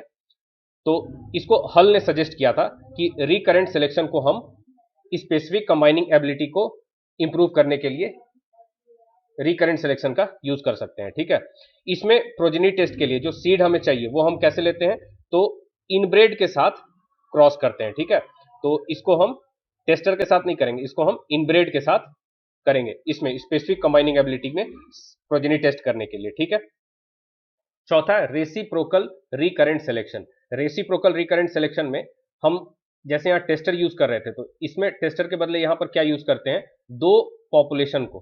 ठीक है, दो पॉपुलेशन को एज अ टेस्टर यूज करते हैं। Two sources of population are used as testers for each other. Reciprocal recurrent selection RSS के जो रिजल्ट्स होते हैं वो सुपीरियर होते हैं जीसीए से और एससीए से। नेक्स्ट है hybrid and synthetic varieties. Hybrid varieties क्या होते हैं, जब दो जेनेटिकली डिसिमिलर पॉपुलेशंस के बीच में जब क्रॉस कराते हैं और उसके बाद जो हमें F1 जनरेशन मिलता है, फर्स्ट जनरेशन मिलता है, उनको हम कहते हैं हाइब्रिड वेराइटीज। अब ये दो जेनेटिकली डिसिमिलर पॉपुलेशन जो है ये क्या क्या हो सकते हैं, दो प्योर लाइन हो सकते हैं, इनब्रेड हो सकते हैं, ओपन पॉलिनेटेड वेराइटीज हो सकते हैं, क्लोन्स हो सकते हैं, या कोई और जेनेटिकली डिसिमिलर पॉपुलेशन होने चाहिए, लेकिन होमोजाइगस होना जरूरी है। ठीक है, देखो यहाँ पे capital T capital T capital R capital R, दूसरा है small T small T small R, इनको जब क्रॉस कराते हैं जो हमें F1 मिल रहा है, इसको हम कहते हैं हाइब्रिड वेराइटीज। ठीक है, अब ये और ये जेनेटिकली डिसिमिलर है, यहाँ पे कैपिटल टी है, यहाँ पे स्मॉल टी है, यहाँ कैपिटल आर है, यहाँ स्मॉल आर है ना, जेनेटिकली डिसिमिलर है, दो जीन्स के लिए हम देख रहे हैं। अब ये एक प्योर लाइन हो सकता है, प्योर लाइन मतलब progeny of a single homozygous self pollinated plant, मतलब सेल्फ पॉलिनेशन करा करा करके जो हमने होमोजाइगस लाइन डेवलप किया है, तो ये प्योर लाइन हो गया। दो इनब्रेड हो सकते हैं, ये एक इनब्रेड हो सकता है ना, ये भी एक इनब्रेड हो सकता है, तो दो इनब्रेड के बीच में क्रॉस हो सकता है। इनब्रेड क्या होता है, जब इनब्रेडिंग करा करके जो होमोजाइगस लाइन डेवलप करते हैं उसको हम फिर कहते हैं इनब्रेड। इनब्रेडिंग क्या होता है, जब कॉमन एंसेस्टर वाले इंडिविजुअल्स में जब हम मेटिंग कराते हैं तो उसको हम इनब्रेडिंग कहते हैं। तो an inbred is a nearly homozygous line developed by continued inbreeding, usually selfing accompanied by selection. तो इनब्रीडिंग कराते हैं, सेल्फिंग होता है उसमें, सिलेक्शन कराते हैं, अल्टीमेटली होमोजाइगस लाइन डेवलप करते हैं, नियरली होमोजाइगस लाइन डेवलप करते हैं, उसको कहते हैं हम इनब्रेड। उसके बाद है सिस्टर इनब्रेड, जब दो इनब्रेड है, मान लो ए और बी, ये दो इनब्रेड है और इनमें जो जीन्स हैं उनमें 50% से ज्यादा, मतलब 50 या 50% से ज्यादा जीन्स कॉमन है, तो ए और बी को हम कहेंगे सिस्टर इनब्रेड। मतलब इसमें मान लो कि 100 जीन्स है, ठीक है, इसमें भी 100 जीन्स है, ठीक है, अब इसमें से 50 जीन इसके और 50 जीन इसके, दोनों के ए और बी के सेम है, ए और बी के कॉमन एंसेस्टर है, इनब्रेड है, ठीक है। अब इनमें जो जीन्स भी हैं उनमें भी 50% कॉमन है, तो इसको हम क्या कहेंगे, सिस्टर इनब्रेड कहेंगे। ठीक है, 50% या 50% से ज्यादा होना चाहिए।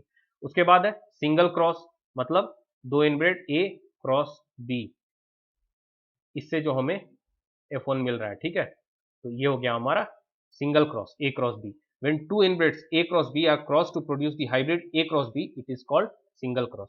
डबल क्रॉस क्या हो जाता है, ए क्रॉस बी, इसका हमने क्रॉस कराया, F1 मिल गया। दूसरा है C क्रॉस D, इसका हमने क्रॉस कराया, हमें मान लो F1 डैश मिल गया। अब इन दोनों का क्रॉस कराते हैं तो हमें मिल गया मान लो F1 डैश डैश, ठीक है। तो यहाँ पे क्या करा रहे हैं, A cross B cross C cross D, ये हो गया double cross. When two single crosses, that is A cross B and C cross D are crossed to produce the hybrid A cross B cross C cross D, it is called double cross. It means double cross involves four inbreds, that is A, B, C, D, which are first crossed to produce two single crosses. मतलब चार inbred involved हैं इसमें, A, B, C और D। पहले single cross हुआ है, ए cross B और सी cross D, इससे हमने सिंगल क्रॉस डेवलप किया और फिर उसको आपस में क्रॉस कराकर डबल क्रॉस डेवलप किया है। उसके बाद है थ्री वे क्रॉस, इसमें क्या होता है ए क्रॉस बी, देखो ए क्रॉस बी, इससे हमें मिल गया F1, ठीक है। इसको हम किसी तीसरे इनब्रेड के साथ, ठीक है, क्रॉस करा देते हैं, ये हो जाता है हमारा three way cross. The cross between a single cross A cross B and an inbred C to yield the hybrid population A cross B cross C is known as three way cross. एक और है top cross या inbred cross variety. इसमें क्या होता है, एक inbred को ओपन पॉलिनेटेड वेराइटी के साथ क्रॉस करते हैं, तो इसको कहते हैं टॉप क्रॉस या इनब्रेड वेराइटी क्रॉस। अब इनब्रेड के बदले सिलेक्टेड प्लांट्स, लाइंस या क्लोन्स भी हो सकते हैं, उसको भी हम कहेंगे टॉप क्रॉस या इनब्रेड वेराइटी क्रॉस। क्यों करते हैं टॉप क्रॉस, पर्पस क्या होता है, पर्पस होता है जनरल कंबाइनिंग एबिलिटी GCA को एस्टिमेट करना, ठीक है। मतलब जिस प्लांट, जिस लाइन को हम ओपन पॉलिनेटेड वैरायटी के साथ क्रॉस कर रहे हैं, उस प्लांट, उस लाइन का हम जनरल कंबाइनिंग एबिलिटी को एस्टिमेट करते हैं, ठीक है। और जब कंबाइनिंग एबिलिटी को एस्टिमेट करने के लिए जब क्रॉस किया जाता है तो इसको हम टेस्ट क्रॉस कहते हैं, ठीक है। और जो कॉमन पेरेंट टेस्ट क्रॉस में यूज हो रहा है उसको टेस्टर कहते हैं, ठीक है। मतलब देखो जैसे यहां पे मान लो F1 हुआ, ठीक है, इसको हमने ओपन पॉलिनेटेड वैरायटी के साथ क्रॉस किया, ठीक है। तो ये जो ओपन पॉलिनेटेड वैरायटी है इसको हम कहेंगे टेस्टर, ठीक है। Common parent used in test cross is known as tester and the progenies obtained from these crosses are called test cross progenies. और इसके क्रॉस से जो हमें प्रोजेनीज मिल रहे हैं इसको हम क्या कहेंगे, टेस्ट क्रॉस प्रोजेनीज, ठीक है। नेक्स्ट है पॉलीक्रॉस। पॉलीक्रॉस क्या होता है, बहुत सारे सिलेक्टेड जेनोटाइप्स को हम आइसोलेट करके उनके बीच में ओपन पॉलिनेशन कराते हैं, रैंडम मेटिंग होता है, ठीक है। जैसे मान लो A B C D E F G, ये सारे हमारे सिलेक्टेड जेनोटाइप्स हैं, इनको हमने आइसोलेट कर लिया और इनके बीच में फिर रैंडम मेटिंग होता है, ठीक है, ओपन पॉलिनेशन होता है। और इससे जो हमें प्रोजेनीज मिलते हैं इसको कहते हैं हम polycross, open pollination in isolation among a number of selected genotype. उसके बाद पॉलीक्रॉस इज द प्रोजेनी, ये हमारा प्रोजेनी हो गया, of a line produced through random pollination by a number of selected lines. ये सिलेक्टेड लाइंस हो गए बहुत सारे, उनके बीच में रैंडम पॉलिनेशन हो रहा है और इसके बाद जो हमें प्रोजेनी मिल रहा है इसको हम पॉलीक्रॉस कहते हैं। उसके बाद है पॉपुलेशन क्रॉस या वेराइटल क्रॉस। पॉपुलेशन क्रॉस या वेराइटल क्रॉस क्या होता है, जब दो ओपन पॉलिनेटेड पॉपुलेशन है, ठीक है, मान लो इसको लिख लो, मान लो X1, X लिख लो, एक Y, ठीक है। X और Y क्या हो गए, दो ओपन पॉलिनेटेड पॉपुलेशन है, ठीक है, इनके बीच में जब क्रॉस होता है, ठीक है, इससे जो हमें प्रोजेनी मिल रहा है, ठीक है, ये हो गया हमारा पॉपुलेशन क्रॉस या वेराइटल क्रॉस। यहाँ पे एक टेबल दिया है, इसको पढ़ोगे तो आपको समझ में आएगा। इसमें I1 I2 इनब्रेड्स है और I1 डैश I2 डैश ये उन इनब्रेड्स के सिस्टर इनब्रेड्स है, मतलब 50% से ज्यादा कॉमन जीन्स है। फिर है V1 V2, ये है ओपन पॉलिनेटेड वेराइटीज, ठीक है। तो सिंगल क्रॉस क्या हो जाएगा, I1 क्रॉस I2, इसी तरह से डबल क्रॉस, इसी तरह से थ्री वे क्रॉस हो जाएगा, I1 cross I2 cross I3, ठीक है। उसके बाद आता है हमारा मॉडिफाइड सिंगल क्रॉस। तो जहां भी मॉडिफाइड है वहां पर सिस्टर इनब्रेड के साथ पहले क्रॉस कराएंगे, ठीक है। जैसे मॉडिफाइड सिंगल क्रॉस, तो सिंगल क्रॉस को हम मॉडिफाई कर रहे हैं, तो सिंगल क्रॉस होता है I1 क्रॉस I2, लेकिन ये मॉडिफाइड सिंगल क्रॉस है तो I1 को पहले हम I1 डैश के साथ क्रॉस कराएंगे, ठीक है। उसके बाद जो हमें प्रोजेनी मिल रहा है उसको हम I2 के साथ क्रॉस करा रहे हैं, तो मॉडिफाइड सिंगल क्रॉस हो गया। उसके बाद डबल मॉडिफाइड क्रॉस, तो I1 और I2 इन दोनों को पहले सिस्टर इनब्रेड के साथ क्रॉस कराए, फिर उनको आपस में क्रॉस करा रहे हैं, ठीक है। मॉडिफाइड थ्री वे क्रॉस, इसमें क्या होता है I1 क्रॉस I2 और फिर इसको I3 डैश, मतलब I3 के सिस्टर इनब्रेड के साथ क्रॉस करा रहे हैं, ठीक है। उसके बाद है वेराइटल हाइब्रिड, मतलब दो हाइब्रिड को क्रॉस करा करके जो हमें प्रोजेनी मिल रहा है वो हो गया हमारा varietal hybrid. Top cross hybrid, मतलब V1 जो हमें I1 और I2 को क्रॉस कराने के बाद V1 मिला, उसको हमने I1 के साथ क्रॉस करा दिया, ठीक है। तो ये हो गया हमारा टॉप क्रॉस हाइब्रिड, ठीक है। डबल टॉप क्रॉस हाइब्रिड, मतलब जो हमें हाइब्रिड मिला V1, ठीक है, I1 और I2 को क्रॉस कराने के बाद, ठीक है, ये हो गया हमारा। यहां पर लिख दिया, ठीक है। तो I1 और I2 इन दोनों के क्रॉस से जो हमें मिलेगा प्रोजेनी, उसको फिर हम V1 के साथ क्रॉस करा देंगे, तो ये हो जाएगा हमारा double top cross hybrid. Hybrid varieties से रिलेटेड कुछ इंपॉर्टेंट पॉइंट्स हैं जो आपके एग्जाम पॉइंट ऑफ व्यू से इंपॉर्टेंट है, उनको एक एक करके देख लेते हैं। तो मेज ऐसी क्रॉप है जिसमें पहली बार हाइब्रिड वेराइटीज का कमर्शियल एक्सप्लॉइटेशन किया गया, मतलब कमर्शियल यूज किया गया हाइब्रिड वेराइटीज का मेज में, ठीक है। और मेज अब तक की सबसे बड़ी वेराइटी है जिसमें कि हाइब्रिड वेराइटीज का सबसे ज्यादा यूज किया गया है, ठीक है। इसके 4 हाइब्रिड्स हैं, सारे डबल क्रॉस से डेवलप किए गए हैं। 4 हाइब्रिड्स कौन कौन से हैं? गंगा 1, गंगा 101, रंजीत एंड डेक्कन 1961 में रिलीज किए गए थे। उसके बाद ज्वार, इसमें इंडिया में जो पहली वेराइटी डेवलप की गई थी वो थी CSH, 1964 में रिलीज की गई थी। और किस टेक्निक का यूज किया गया था? साइटोप्लाज्मिक जेनेटिक मेल स्टेरिलिटी, इस टेक्निक को यूज करके CSH को डेवलप किया गया था, ठीक है। CSH का मतलब होता है कोऑर्डिनेटेड सोरघम हाइब्रिड, और इसमें कंबाइन काफिर 60 इस वेराइटी को as a male parent use किया गया था, ठीक है। फिर बाजरा, बाजरा में इंडिया में पहली वेराइटी थी HB1, HB का मतलब होता है हाइब्रिड बाजरा, हाइब्रिड बाजरा। 1965 में इसको रिलीज किया गया था। इसमें भी जो टेक्निक यूज हुई थी वो था साइटोप्लाज्मिक जेनेटिक मेल स्टेरिलिटी। और वेराइटी कौन सी यूज की गई थी? टिफ्ट 23A, ठीक है। ये एक सिंगल क्रॉस वेराइटी है HB1, ठीक है। उसके बाद कॉटन में हैंड पॉलिनेशन की मदद से हाइब्रिड कॉटन को प्रोड्यूस करते हैं, और इंडिया पहली कंट्री है जिसने कि कॉटन में कमर्शियली हाइब्रिड वाइगर को यूज किया है, ठीक है। कमर्शियल यूज जो है हाइब्रिड वाइगर का कॉटन में, इंडिया पहली कंट्री है, first country to exploit hybrid vigour commercially in cotton. All the hybrid varieties have been developed in the tetraploid cotton. तो कॉटन, उसमें आपको पता है 2x इक्वल टू कितना होता है? 56, ठीक है। टेट्राप्लॉइड होता है ये 14 इंटू 4, ठीक है ना, टेट्राप्लॉइड होता है। तो इसी टेट्राप्लॉइड कॉटन में ही सारी की सारी वेराइटीज डेवलप की गई है। H4 फर्स्ट हाइब्रिड वेराइटी थी कॉटन की, और इसको डेवलप किया गया था गुजरात एग्रीकल्चर यूनिवर्सिटी के द्वारा 1970 में। अब कॉटन में इंटर स्पेसिफिक हाइब्रिड भी होते हैं और इंट्रा स्पेसिफिक हाइब्रिड कॉटन भी होते हैं।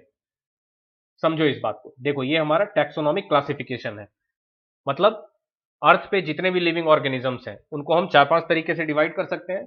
उन 4-5 में से एक होता है हमारा एनिमल किंगडम, एक होता है हमारा प्लांट किंगडम।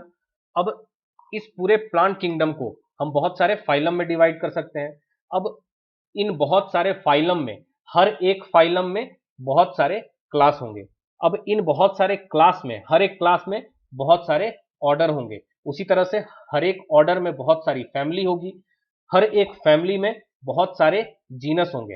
अब वो बहुत सारे जीनस में से हम एक जीनस को ले लेते हैं, उस एक जीनस में बहुत सारे स्पेसीज होंगे, ठीक है। अब इस स्पेसीज में बहुत सारे इंडिविजुअल होंगे, ठीक है। मान लो ये I1 हो गया, उसके बाद I2 हो गया, ये I3 हो गया, ये सारे सेम स्पेसीज के हैं, ठीक है। अगर I1 को हम I2 से क्रॉस करा रहे हैं, ये एक ही स्पेसीज के हैं I1 I2, ठीक है। तो ये क्या हो जाएगा? इंट्रा स्पेसिफिक, ये हो जाएगा हमारा इंट्रा स्पेसिफिक हाइब्रिड कॉटन, ठीक है। अब स्पेसीज, जीनस में बहुत सारे स्पेसीज हैं, ठीक है। मान लो एक स्पेसीज S1 है, एक स्पेसीज S2 है, इस जीनस के अंदर है, ठीक है। अब हमने S1 और S2 इन दोनों का क्रॉस कराया, तो ये क्या होगा? इंटर स्पेसिफिक, मतलब स्पेसीज के बीच में हो रहा है, ठीक है। एक स्पेसीज ये हो गया, एक स्पेसीज ये हो गया, इसको कहेंगे हम inter specific hybrid cotton. Varalakshmi, ये first inter specific hybrid variety थी कॉटन की, ठीक है। इंटर स्पेसिफिक मतलब ये वाला केस है ना, दो अलग अलग स्पेसीज के बीच में हो रहा है। First inter specific hybrid variety cotton की, developed by University of Agricultural Sciences Dharwad station and released in 1972। Inter specific hybrid cotton, इसके और भी बहुत सारे एग्जांपल्स हैं। वरलक्ष्मी के अलावा जयलक्ष्मी, सावित्री, CBS 156, K2HC, ठीक है। By crossing one strain of Gossypium hirsutum with a strain of Gossypium barbadense, ठीक है। ये बहुत ही इंपॉर्टेंट एग्जांपल है। हिरसुटम को बारबाडेंसी के साथ, ये दोनों अलग अलग स्पेसीज हैं, ठीक है, इनका हम क्रॉस करा करके inter specific hybrid cotton develop करते हैं, ठीक है, हिरसुटम और बारबाडेंसी, गॉसिपियम हिरसुटम और गॉसिपियम बारबाडेंस। उसके बाद intraspecific hybrid cotton by crossing two different strains of Gossypium hirsutum, ठीक है, इसमें गॉसिपियम हिरसुटम ये एक स्पेसीज हो गया, इसके अलग अलग स्ट्रेन्स को हम क्रॉस करा रहे हैं, ठीक है, गॉसिपियम हिरसुटम इंटू गॉसिपम हिरसुटम, ठीक है, इसमें एक ही स्पेसीज को हम क्रॉस करा रहे हैं। तो इनके एग्जांपल्स हैं H4 hybrid 4, H6 JKHY1 Godavari Suguna AKH 468 PKV HY2, ये सारे इसके एग्जांपल्स हैं। आप एग्जांपल्स को याद करेंगे, रट लेंगे, ठीक है, एग्जाम में कई बार पूछे जाते हैं। अब हाइब्रिड राइस के बारे में कुछ इंपॉर्टेंट पॉइंट्स हैं, उनको भी एक एक करके देख लेते हैं। तो राइस में सबसे पहले एक cytoplasmic male sterility line develop किया गया था 1972 में, अठवाल और बीरमनी के द्वारा। उन्होंने क्या किया था, एक इंडिका राइस वेराइटी है पंखरी 203, इससे उन्होंने न्यूक्लियर जेनोटाइप निकाल करके और उसको ट्रांसफर कर दिया TN1 में। TN1 एक दूसरी इंडिका वेराइटी है, उसके साइटोप्लाज्म में न्यूक्लियर जेनोटाइप को ट्रांसफर कर दिया, ठीक है। उसके बाद चाइना में एक CMS-WS साइटोप्लाज्म इसको खोजा गया था। WA का मतलब है वाइल्ड अबॉर्टिव, 1970 में इसको आइडेंटिफाई किया गया था, वाइल्ड राइस में इसको आइडेंटिफाई किया गया था। WA ये वाइल्ड अबॉर्टिव साइटोप्लाज्म जो है ये क्या करता है, पॉलन अबॉर्शन कर देता है, और पॉलन अबॉर्शन कर देता है तो इससे क्या होता है, मेल स्टेरिलिटी, ठीक है। तो CMS-WA इसका यूज कहां किया जा रहा है, साइटोप्लाज्मिक मेल स्टेरिलिटी लाइंस को डेवलप करने के लिए इन हाइब्रिड राइस प्रोडक्शन, ठीक है। उसके बाद पहला हाइब्रिड राइस कौन सा था, APHR1, जो कि 1994 में रिलीज किया गया था। इसके अलावा फिर APHR2 है, MGR1 है, KRH1 है, CNHR, DRRH1, ठीक है, ये सारे राइस के वेराइटीज हैं। RH मतलब राइस हाइब्रिड, ठीक है, उसी तरह से HR है तो हाइब्रिड ऑफ राइस, ठीक है, इस तरह से आप सबका देख सकते हैं डिटेल से। उसके बाद फिर IARI में डेवलप किया गया था बासमती हाइब्रिड राइस, जिसका नाम था पूसा राइस हाइब्रिड 10, PRH10, ठीक है। अब जो कमर्शियल हाइब्रिड राइस वेराइटीज होते हैं वो, मतलब जो दूसरे क्रॉप के भी हाइब्रिड वेराइटीज होते हैं वो या तो सिंगल क्रॉस होते हैं या डबल क्रॉस होते हैं। सिंगल क्रॉस किसमें कॉमन है, बाजरा में, ज्वार में, कॉटन में, राइस में, और USA में मेज में भी single cross hybrid varieties common है। डबल क्रॉस वेराइटीज कहां ज्यादातर मिलते हैं, इंडिया में मेज में डबल क्रॉस वेराइटीज कॉमन है, ठीक है। सबसे ज्यादा हाइब्रिड वेराइटीज ज्वार बाजरा में डेवलप किए गए हैं, दूसरे नंबर पे है मेज। उसके बाद एक इंपॉर्टेंट पॉइंट है, जेटकिंस ने इस मेथड को डेवलप किया था, predicted performance of any double cross. देखो डबल क्रॉस क्या हो गया, A cross B cross C cross D, ये हो गया हमारा डबल क्रॉस। इसका हमारा प्रेडिक्टेड परफॉर्मेंस क्या होगा, इसको कैसे निकालेंगे, हम एवरेज निकालेंगे किसका, A क्रॉस C का, A क्रॉस D का, B क्रॉस C का, B क्रॉस D का। इसका जो एवरेज परफॉर्मेंस होगा वही इसका प्रेडिक्टेड परफॉर्मेंस होगा, ठीक है। The predicted performance of any double cross is the average performance of the 4 non parental single crosses involving the 4 parental inbreds. 4 parental inbreds, इसको निकाल करके हम उनका एवरेज निकालेंगे, ठीक है। इसका एग्जांपल दिया, performance of double cross A cross B cross C cross D would be the average of performance of the single crosses A cross C, A cross D, B cross C, B cross D, since these single crosses are not involved in producing the concerned double cross। क्यों होता है ऐसा, क्योंकि ये single crosses double cross produce करने में involve नहीं होते, इस वजह से ये रिजल्ट आता है। This method was developed by Jenkins in 1934।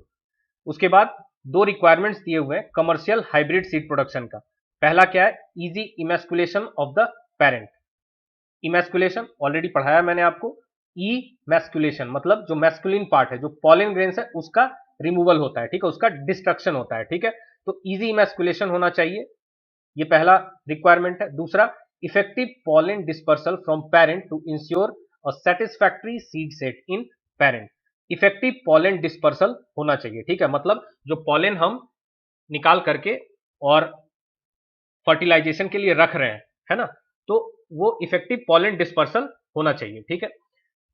उसके बाद हाइब्रिड सीड में be produced by, hybrid seed को प्रोड्यूस करने के लिए ये सारे मेथड्स हैं, ये सारे मैंने आपको पढ़ा दिए हैं। Cytoplasmic genetic male sterility CGMS, cytoplasmic male sterility CMS, genetic male sterility, self incompatibility, सारे पढ़ाए मैंने आपको, ठीक है। मैनुअल इमैस्कुलेशन एंड और पॉलिनेशन, ठीक है, ये सारे पढ़ाए हैं मैंने आपको। नेक्स्ट है सिंथेटिक एंड कंपोजिट वेराइटीज, ये दोनों एक नहीं होते हैं, ठीक है, स्लैश से आप कंफ्यूज मत होना। सिंथेटिक और कंपोजिट वेराइटीज, सिंथेटिक वेराइटीज क्या होते हैं पहले देखते हैं। तो synthetic varieties produced by crossing a number of lines that combine well with each other in all combinations. मतलब देखो ए बी सी, ये 3 लाइंस है, ठीक है, इनका हमने पहले ही जीसीए एससीए पहले ही चेक कर लिया है, ठीक है, कि ये आपस में अच्छे से कंबाइन हो रहे हैं, ठीक है। उसके बाद हम इनका क्रॉस करा रहे हैं, A cross B, B cross C, A cross C, सब हमने चेक कर लिया है, ठीक है। Synthetic varieties produced by crossing a number of lines that combine well with each other in all combination, सारे कॉम्बिनेशंस में ये अच्छे से कंबाइन होते हैं, ठीक है, combine well. One synthesized a synthetic is maintained by open pollination in isolation। एक बार जब इनका डेवलपमेंट हो गया सिंथेसाइज्ड वैरायटी का, उसके बाद इनको आइसोलेशन में ओपन पॉलिनेशन होने के लिए छोड़ दिया जाता है। The lines used to produce a synthetic variety are tested for combining ability with each other, वही जो बताया मैंने आपको, एससीए जीसीए हम पहले ही चेक कर लेते हैं, ठीक है। The lines used to produce a synthetic variety are tested for combining ability with each other. Therefore, the yield of synthetic variety can be predicted in advance, ठीक है। तो इनका ऑलरेडी हमने जीसीए एससीए टेस्ट कर लिया है, तो इसका जो yield होगा वो हम प्रेडिक्ट कर सकते हैं पहले ही, ठीक है। GCA is generally estimated by top cross और पॉलीक्रॉस टेस्ट। तो जीसीए कैसे एस्टिमेट किया जाता है, या तो टॉप क्रॉस से या पॉलीक्रॉस टेस्ट से, ठीक है। टॉप क्रॉस भी मैंने आपको पढ़ाया, पॉलीक्रॉस भी मैंने आपको पढ़ाया है, ठीक है। अब है हमारा कॉम्पोजिट वेराइटी। कॉम्पोजिट वेराइटी में हम जीसीए एससीए चेक नहीं करते हैं, ठीक है, सिर्फ फेनोटाइप के बेसिस पर जो फेनोटिपिकली आउटस्टैंडिंग लाइंस होते हैं उनको हम मिक्स करके ओपन पॉलिनेशन के लिए छोड़ देते हैं। Composite variety is produced by mixing seeds of several phenotypically outstanding lines and encouraging open pollination to produce crosses in all combination among the mixed lines, ठीक है। फिर उनको छोड़ दिया जाता है और क्रॉस प्रोड्यूस किए जाते हैं, ठीक है। The lines used to produce a composite variety are rarely tested, ठीक है, मतलब जीसीए एससीए का हम चेक नहीं करते हैं for combining ability with each other, therefore the yield can not be predicted in advance. तो जो कंपोजिट वेराइटी होगा उसका यील्ड हम प्रेडिक्ट नहीं कर सकते हैं। First composite variety in India were released in 1967। 1967 में पहली बार कंपोजिट वेराइटी डेवलप किया गया था इंडिया में। 6 मेज कंपोजिट्स, मेज के 6 कंपोजिट वेराइटीज डेवलप किए गए थे, अंबर, जवाहर, किसान, विक्रम, सोना, विजय, ठीक है। आपसे एग्जाम में पूछा जाएगा अंबर किस क्रॉप का वेराइटी है, ठीक है, तो आप आसानी से बता दीजिएगा मेज। फिर पूछा जाएगा मेज का ये सिंथेटिक वेराइटी है या कंपोजिट वेराइटी है, तो आपको बताना होगा कंपोजिट वेराइटी है, ठीक है, तो आप इसको अच्छे से याद रखेंगे। सिंथेटिक वेराइटी और कंपोजिट वेराइटीज इनको एज अ सिनोनिम यूज किया जाता है, लेकिन ये एक्यूरेट नहीं है, सही नहीं है। क्यों? ऑलरेडी मैंने आपको बताया सिंथेटिक वेराइटीज में कंबाइनिंग एबिलिटी को हम पहले चेक करते हैं, ठीक है, कंपोजिट वेराइटीज में ऐसा कुछ नहीं होता है, ठीक है, इसलिए ये एक्यूरेट नहीं है कंपोजिट और सिंथेटिक वेराइटीज को एज अ सिनोनिम यूज करना, ठीक है। कंपोजिट वेराइटीज को भी सिंथेटिक वेराइटीज के जैसे मेंटेन करने के लिए आइसोलेशन में ओपन पॉलिनेशन कराते हैं, ठीक है। उसके बाद एक टर्म है जर्म प्लाज्म कॉम्प्लेक्सेस। क्या होता है जर्म प्लाज्म कॉम्प्लेक्सेस? तो डाइवर्स जेनेटिक ओरिजिन्स के लाइंस को, पॉपुलेशंस को, उनके जो सीड होते हैं उनको मिक्स करके जर्म प्लाज्म कॉम्प्लेक्स बनाया जाता है, ठीक है। जैसे यूरोप में कोई वीट की वैरायटी हो रही है, उसके सीड्स ले लिए, यूक्रेन में हो रही है उसके सीड्स ले लिए, इंडिया में हो रही है उसके सीड्स ले लिए, उनको मिक्स करके हमने स्टोर कर दिया, वो हो गया हमारा जर्म प्लाज्म कॉम्प्लेक्स। ठीक है, क्यों बनाते हैं, इसका ऑब्जेक्टिव क्या है, ऑब्जेक्टिव क्या है इसका, to serve as reservoirs of germplasm, to serve as reservoir. अब मान लो कि रसिया ने यूक्रेन पे अटैक कर दिया, अब यूक्रेन खत्म हो गया, मिसाइल छोड़ दी, एटम बम छोड़ दिया, पूरा का पूरा यूक्रेन खत्म हो गया। ठीक है, अब वहां पर जो वीट की वेराइटी हो रही है वो अब कहां से मिलेगा, वो तो नहीं मिल सकता, जब यूक्रेन ही खत्म हो गया तो सारे वीट के वेराइटीज खत्म हो गए, वहां डिस्ट्रॉय हो गए। तब फिर हम उन वेराइटीज को जर्म प्लाज्म कॉम्प्लेक्स से लेकर के आएंगे। ठीक है, या जर्म प्लाज्म कॉम्प्लेक्स में जो कैरेक्टर्स हैं वहां से हम उनको अपने वेराइटीज में डेवलप कराएंगे। ठीक है, तो ये होता है जर्म प्लाज्म कॉम्प्लेक्स का objective, to serve as a reservoir of germplasm. Such complexes are experimental populations and not commercial varieties, commercial varieties नहीं होते हैं, एक्सपेरिमेंटल पॉपुलेशन होते हैं। ठीक है, मेज में सिंथेटिक वेराइटी का पहली बार कमर्शियल यूटिलाइजेशन, इसकी पॉसिबिलिटी को बताया था हेज एंड गार्बर ने 1912 में। ठीक है, अब सिंथेटिक वेराइटीज इसका सबसे ज्यादा यूज कहां पर होता है, उन क्रॉप्स में, क्रॉस पॉलिनेटेड क्रॉप्स में जहां पर पॉलिनेशन कंट्रोल डिफिकल्ट होता है, जैसे कि फोरेज क्रॉप्स, क्लोनल क्रॉप्स जैसे कि ककाओ, अल्फाल्फा, क्लोवर्स, ये सारे क्लोनल क्रॉप्स हैं, है ना, इनमें एसेक्सुअल मोड से प्रोपेगेशन किया जाता है। ठीक है, तो यहां पर सिंथेटिक वेराइटीज इनका बहुत ही ज्यादा यूज होता है, इनका ग्रेट वैल्यू होता है ब्रीडिंग में।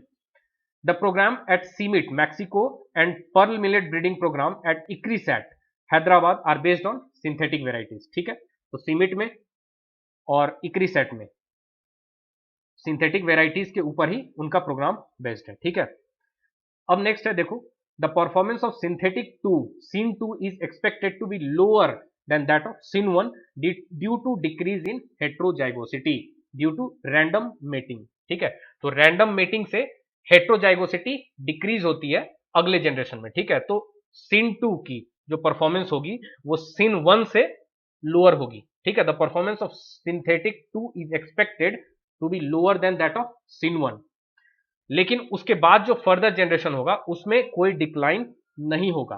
ठीक है, in subsequent generation produced by open pollination, क्यों, zygotic equilibrium for any gene is reached after one generation of random mating, zygotic equilibrium पहुंच जाता है एक जनरेशन में रैंडम मेटिंग होने के बाद। ठीक है, इसलिए उसके बाद सिन 2 के बाद जो अगला जनरेशन होगा उसमें उसके परफॉर्मेंस में कोई डिक्रीज नहीं होगा। अब देखो नेक्स्ट पॉइंट है, अगर सिंथेटिक वेराइटी के परफॉर्मेंस को हम कंपेयर करते हैं हाइब्रिड वेराइटी, बेस्ट सिंगल और डबल क्रॉस हाइब्रिड वेराइटी से, तो सिंथेटिक वेराइटी का परफॉर्मेंस यूजुअली लोअर होता है। क्यों, क्योंकि सिंथेटिक्स में जीसीए का केवल यूजुअली हम यूज करते हैं, लेकिन हाइब्रिड वेराइटी में हम जीसी और एससीए का जनरली दोनों का हम यूज करते हैं। ठीक है, इसलिए सिंथेटिक वेराइटीज में परफॉर्मेंस लोअर होता है। अब सिंथेटिक वेराइटीज के क्या एडवांटेजेस हैं, सबसे पहले प्रैक्टिकली फिजिबल होता है उन स्पेसीज में जहां पर पॉलिनेशन कंट्रोल डिफिकल्ट है, जहां पर पॉलिनेशन कंट्रोल डिफिकल्ट होता है वहां पर सिंथेटिक वेराइटीज को प्रोड्यूस करना ज्यादा आसान होता है, प्रैक्टिकली फिजिबल होता है फॉर एक्सप्लॉइटिंग हेट्रोसिस, मतलब हेट्रोसिस के लिए, यील्ड को बढ़ाने के लिए। ठीक है, seed production is simpler and cheaper, farmers can save his own seed, farmers अपने सीड को खुद सेव कर सकते हैं, ओपन पॉलिनेटेड सीड से कई सालों तक मेंटेन किया जा सकता है synthetic variety. Synthetic serve as good reservoir of genetic variability, genetic variability का अच्छा रिजर्वॉयर हो सकता है synthetics. Synthetics may be expected to perform better than hybrids in a variable environment because synthetics have wider genetic base in comparison to that of hybrid varieties. तो अभी जहां मैंने बताया था कि सिंथेटिक्स का परफॉर्मेंस लोअर होता है, ठीक है, लेकिन वो बेटर परफॉर्म कर सकते हैं हाइब्रिड से इन वेरिएबल इन्वायरमेंट, अगर वेरिएबल इन्वायरमेंट है। ठीक है, बिकॉज सिंथेटिक्स है वाइडर जेनेटिक बेस, क्योंकि इनका जेनेटिक बेस वाइडर होता है in comparison to that of hybrid varieties. ठीक है, एक फिक्स एनवायरमेंट है वहां तो हाइब्रिड वेराइटीज ज्यादा अच्छा परफॉर्म करेंगे, लेकिन अगर वेरिएबल एनवायरमेंट है तो वहां पर सिंथेटिक वेराइटीज बेटर परफॉर्म करेंगे। ठीक है, उसके बाद नेक्स्ट है हमारा multi line varieties. Multi line varieties क्या होते हैं? Mixture of several pure line. ठीक है, बहुत सारे प्योर लाइंस का मिक्सचर होता है। किस तरह के प्योर लाइंस होते हैं, क्या क्या सिमिलर होता है और क्या क्या डिफरेंट होता है, वो याद रखो। सिमिलर क्या क्या होता है इन प्योर लाइंस का? Height, flowering, maturity date, seed colour, agronomic characteristics, ये सारे सिमिलर होते हैं। लेकिन डिफरेंट क्या होता है? Different genes for disease resistance. ठीक है, तो इन सबको मिक्स कर देते हैं तो बन जाता है हमारा मल्टी लाइन वेराइटीज। ठीक है, तो बहुत सारे सेवरल प्योर लाइंस को हम मिक्स करते हैं। उन प्योर लाइंस का height, flowering, maturity date, seed colour, agronomic characteristic, ये सारे सेम होते हैं, लेकिन different genes for disease resistance होते हैं। ठीक है, मल्टीलाइन वेराइटी, इसका कॉन्सेप्ट जेंसन के द्वारा दिया गया था 1952 में। ठीक है, फॉर यूज इन सीरियल्स। तो this is all about selection in cross pollinated crops. तो जेनेटिक्स एंड प्लांट ब्रीडिंग के यहाँ तक के हमने 12 चैप्टर्स कंप्लीट कर लिए। अब बस 3 चैप्टर्स बचे हैं, उनको भी हम आगे के वीडियोज में कंप्लीट कर लेंगे। तो किसी तरह का कोई डाउट हो, किसी तरह का कोई सजेशन हो, तो प्लीज कमेंट बॉक्स में जरूर लिखकर बताइएगा। अगर सब कुछ समझ में आ गया तो भी लिखिएगा, अगर कोई डाउट रह गया तो भी मुझे लिखकर बताइएगा, ताकि मुझे पता चल सके कि मैं अपने पढ़ाने के तरीके में क्या इंप्रूवमेंट करूं, ताकि मैं आपको और ज्यादा अच्छे तरीके से समझा सकूं। ठीक है, तो this is Roshan Kumar signing off. Thank you very much.